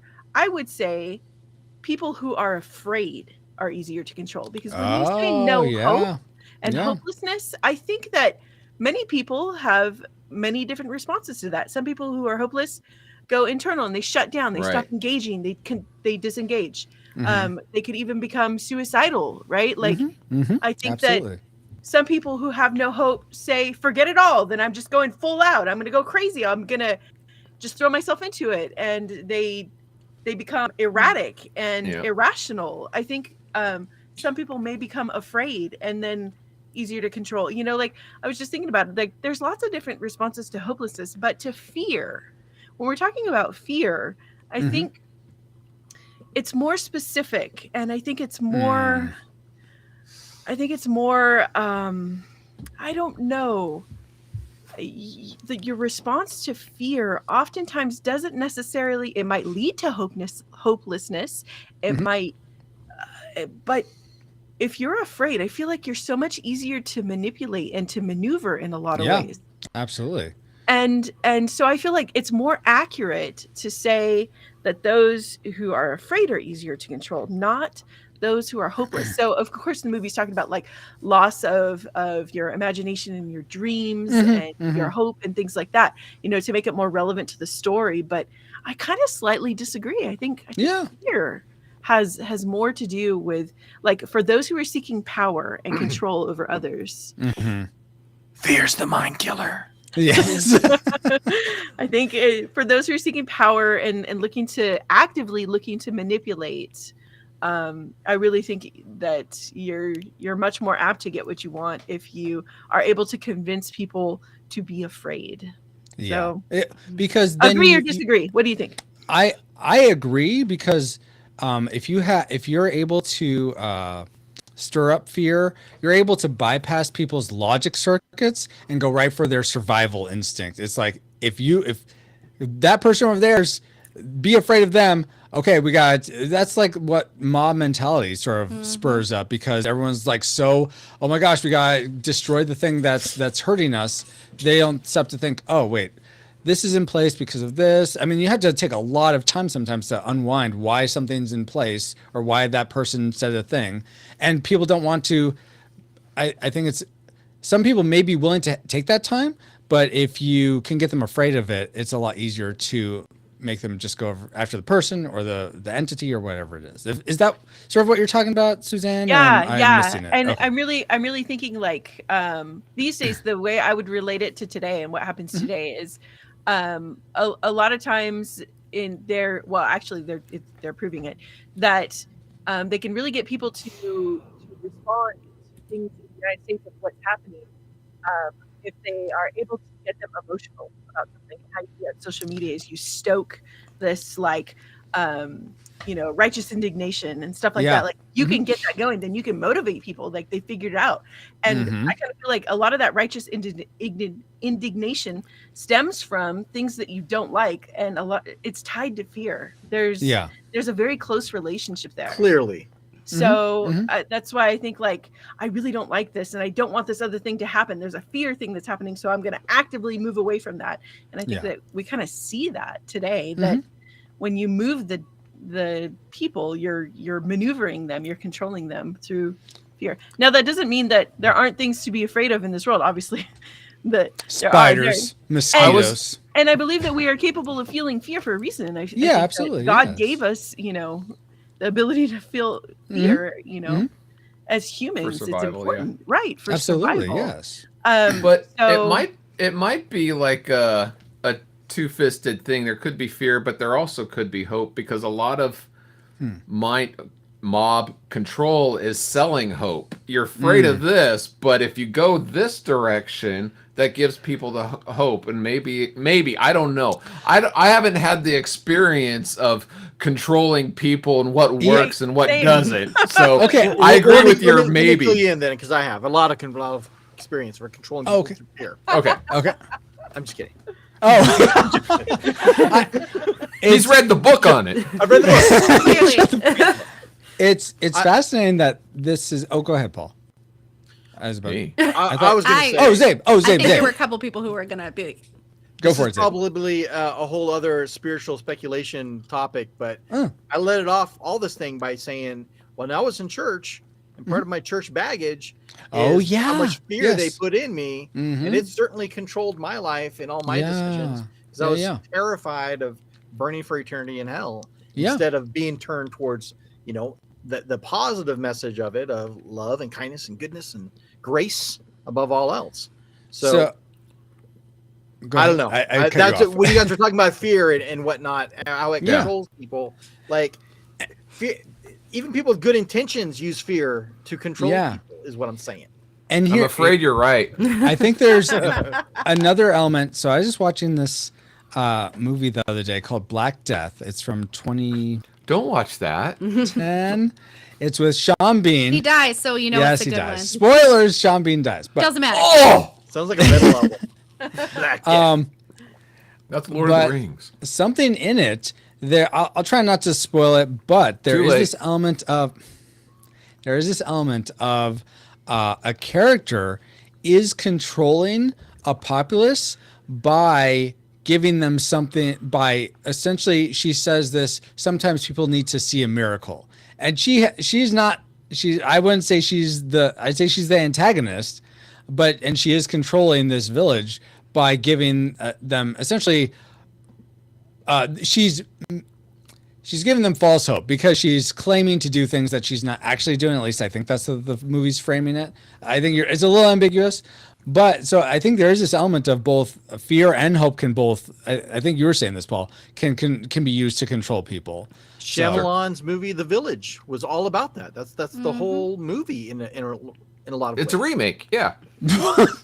Black Death is a remake of The Village. Yeah, not at all, Paul. Yeah, The Village. They had people in it. There was a cowboy, an Indian, a construction worker. You're thinking of the Village People. The Village People now. Yeah. Different whole thing. Wow. I thought you weren't a music fan.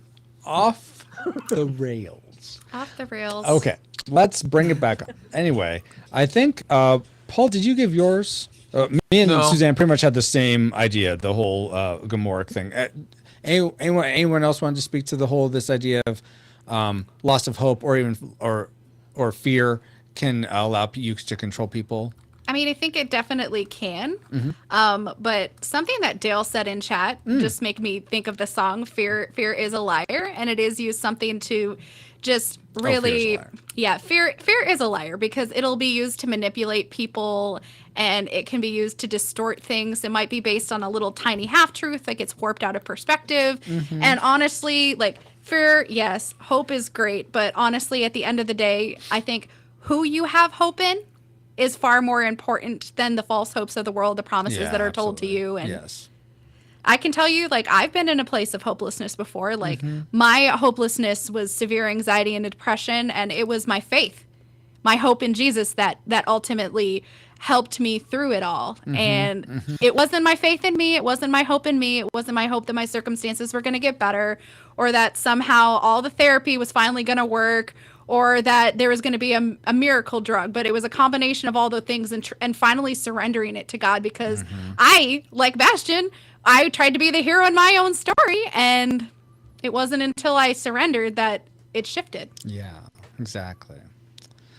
I only have one thing to add to that. That's good, Ashley. But Francisco, you said if anyone has anything to add. Yes, please do. Not to take away from Ashley, but I heard a wise man once say, fear is the path to the dark side. Fear leads to anger. Anger leads to hate. And hate leads to anger leads movies. to death, I thought. And death... Oh, wait. Anger leads to hate. Hate leads to... Hate leads to suffering. Yeah. But isn't death in there somewhere? No. I don't know what version of the Phantom Menace you saw, but... The NIV version. Yeah. No, it's the NASB. That's your favorite. Oh, yeah. Oh, okay. You won't listen to it unless it's the NASB. There you go. Hey, Sorry, some I have to people get rid of the are Yoda diehard translation. KGVs. I'm an NASB 1995 guy. Sure. Awesome. Well, then I think, Paul, unless you had one more topic, I think we're going to end there. Just when watching the movie, when Atreyu is about to go through the Swamp of Sadness? No. Oracles? Yes, the oracles. Thank you. The gate of the oracle. Now, we talked a whole lot about fear, so I want to end it on some hope, some positivity. No, we need to have less. No, go for it. Okay. More hope. When he's about to enter, try to go past the big orange girls, the little old guy scientist says, Don't start to doubt yourself. Be confident. Be confident. Be confident. and that just reminded me of one of my absolute favorite Bible verses is Joshua 1:9, where it says, have I not commanded you? Be strong and courageous. Do not be afraid. Do not be discouraged. For the Lord your God will be with you wherever you go. So is that speaking just to Joshua, though, or is that speaking to all of us? Depends on who you ask. Okay. Well, I'm asking you, Paul. I claim it. You claim what? Which of those? I think it can be applied to us because I think it talks about the general characteristic of God to not be terrified, but to trust that the Lord. You said in the other verse that that God is everywhere, so He's going to be with us wherever we go. So, absolutely. Well, just to tie it back to the movie, if you don't mind me cutting in real quick. Please do. Scene, I've been thinking about this. In that scene where Gamorrean says, "I've been looking for the one who could bring the end to the nothing." The nothing, right? There's like one savior out there. I've been looking for him to take him down. Yeah. And that's when he talked about fear and this and that about fear. Yeah. And hopelessness. Hopelessness. Hopelessness. But we tied it to fear for our purposes here. And then that's when Atreyu, you can say he remembers who he is. He's the guy that this guy's been trying to bring down. And it's my favorite line in the movie, I think. And he says, when he's face to face with this fear and this hopelessness, he says, if we're about to die, then I'd rather go out fighting. Come for me, Gamorrean. I am Atreyu. Yeah, like, that was a little like spine tingly or goosebumpy. Yes, goosebumps on that part. I am. Yeah. Like he remembers, like, yo, man, I'm the guy you're looking for. I am the savior of this. Like, and so in this kind of context is, he who is within me is greater than he that is in out the world. Excellent. Yes, right? yes. So Atreus, yo, man, and then the actor almost lost an eye fighting the Muppet. Really? Oh, yeah. Did you not know about that? No. Poor actor. So the Gamork, he had claws, right? Yeah. And it stabbed him in the Yeah, face. cool, epic fight too. Like there's this thing and the big line, dramatic thing, and then the thing just kind of jumps at him, and then I was hoping for a little bit more. Ow, my eye! I believe they only did one take because they were afraid it fell on him. Yeah, for real. And so he they pushed only it did over in like a one rodent take. of unusual size. Right. And so they were afraid that he was going to get hurt again. Oh, so good. they're like, Yeah. okay, Yeah. that's We it. got That's it. it. We got it. Yeah. Okay, that makes sense. But craziness. Wow. Well, this Poor was kid, right? right. I didn't realize there's a third injury. My goodness. Yeah. Well, this was an awesome conversation. I'm glad no one got injured during the making of this conversation. That's good. Well, any final thoughts before we end it from anyone? Going once, going twice. Sold. All right. Thank you all so much for being a part of this conversation. Thank you all, Reflexive Passers, for supporting this. Hopefully this was engaging, entertaining, thought-provoking, or just enjoyable. But for me, for Zabe, for Suzanne, for Ashley, for Valerie, and for Paul, we bid you all shalom. That means peace. Indeed it does. Awesome. All right, I'm going to end the recording. Thank you, everyone who is here live in chat. D. Tungsten, Kirk, Dale, Neko, Drew, Bobo. Probably going to miss more. Lemon Shark. Looking real quick. Look, who else is here? I don't know. Lots of people.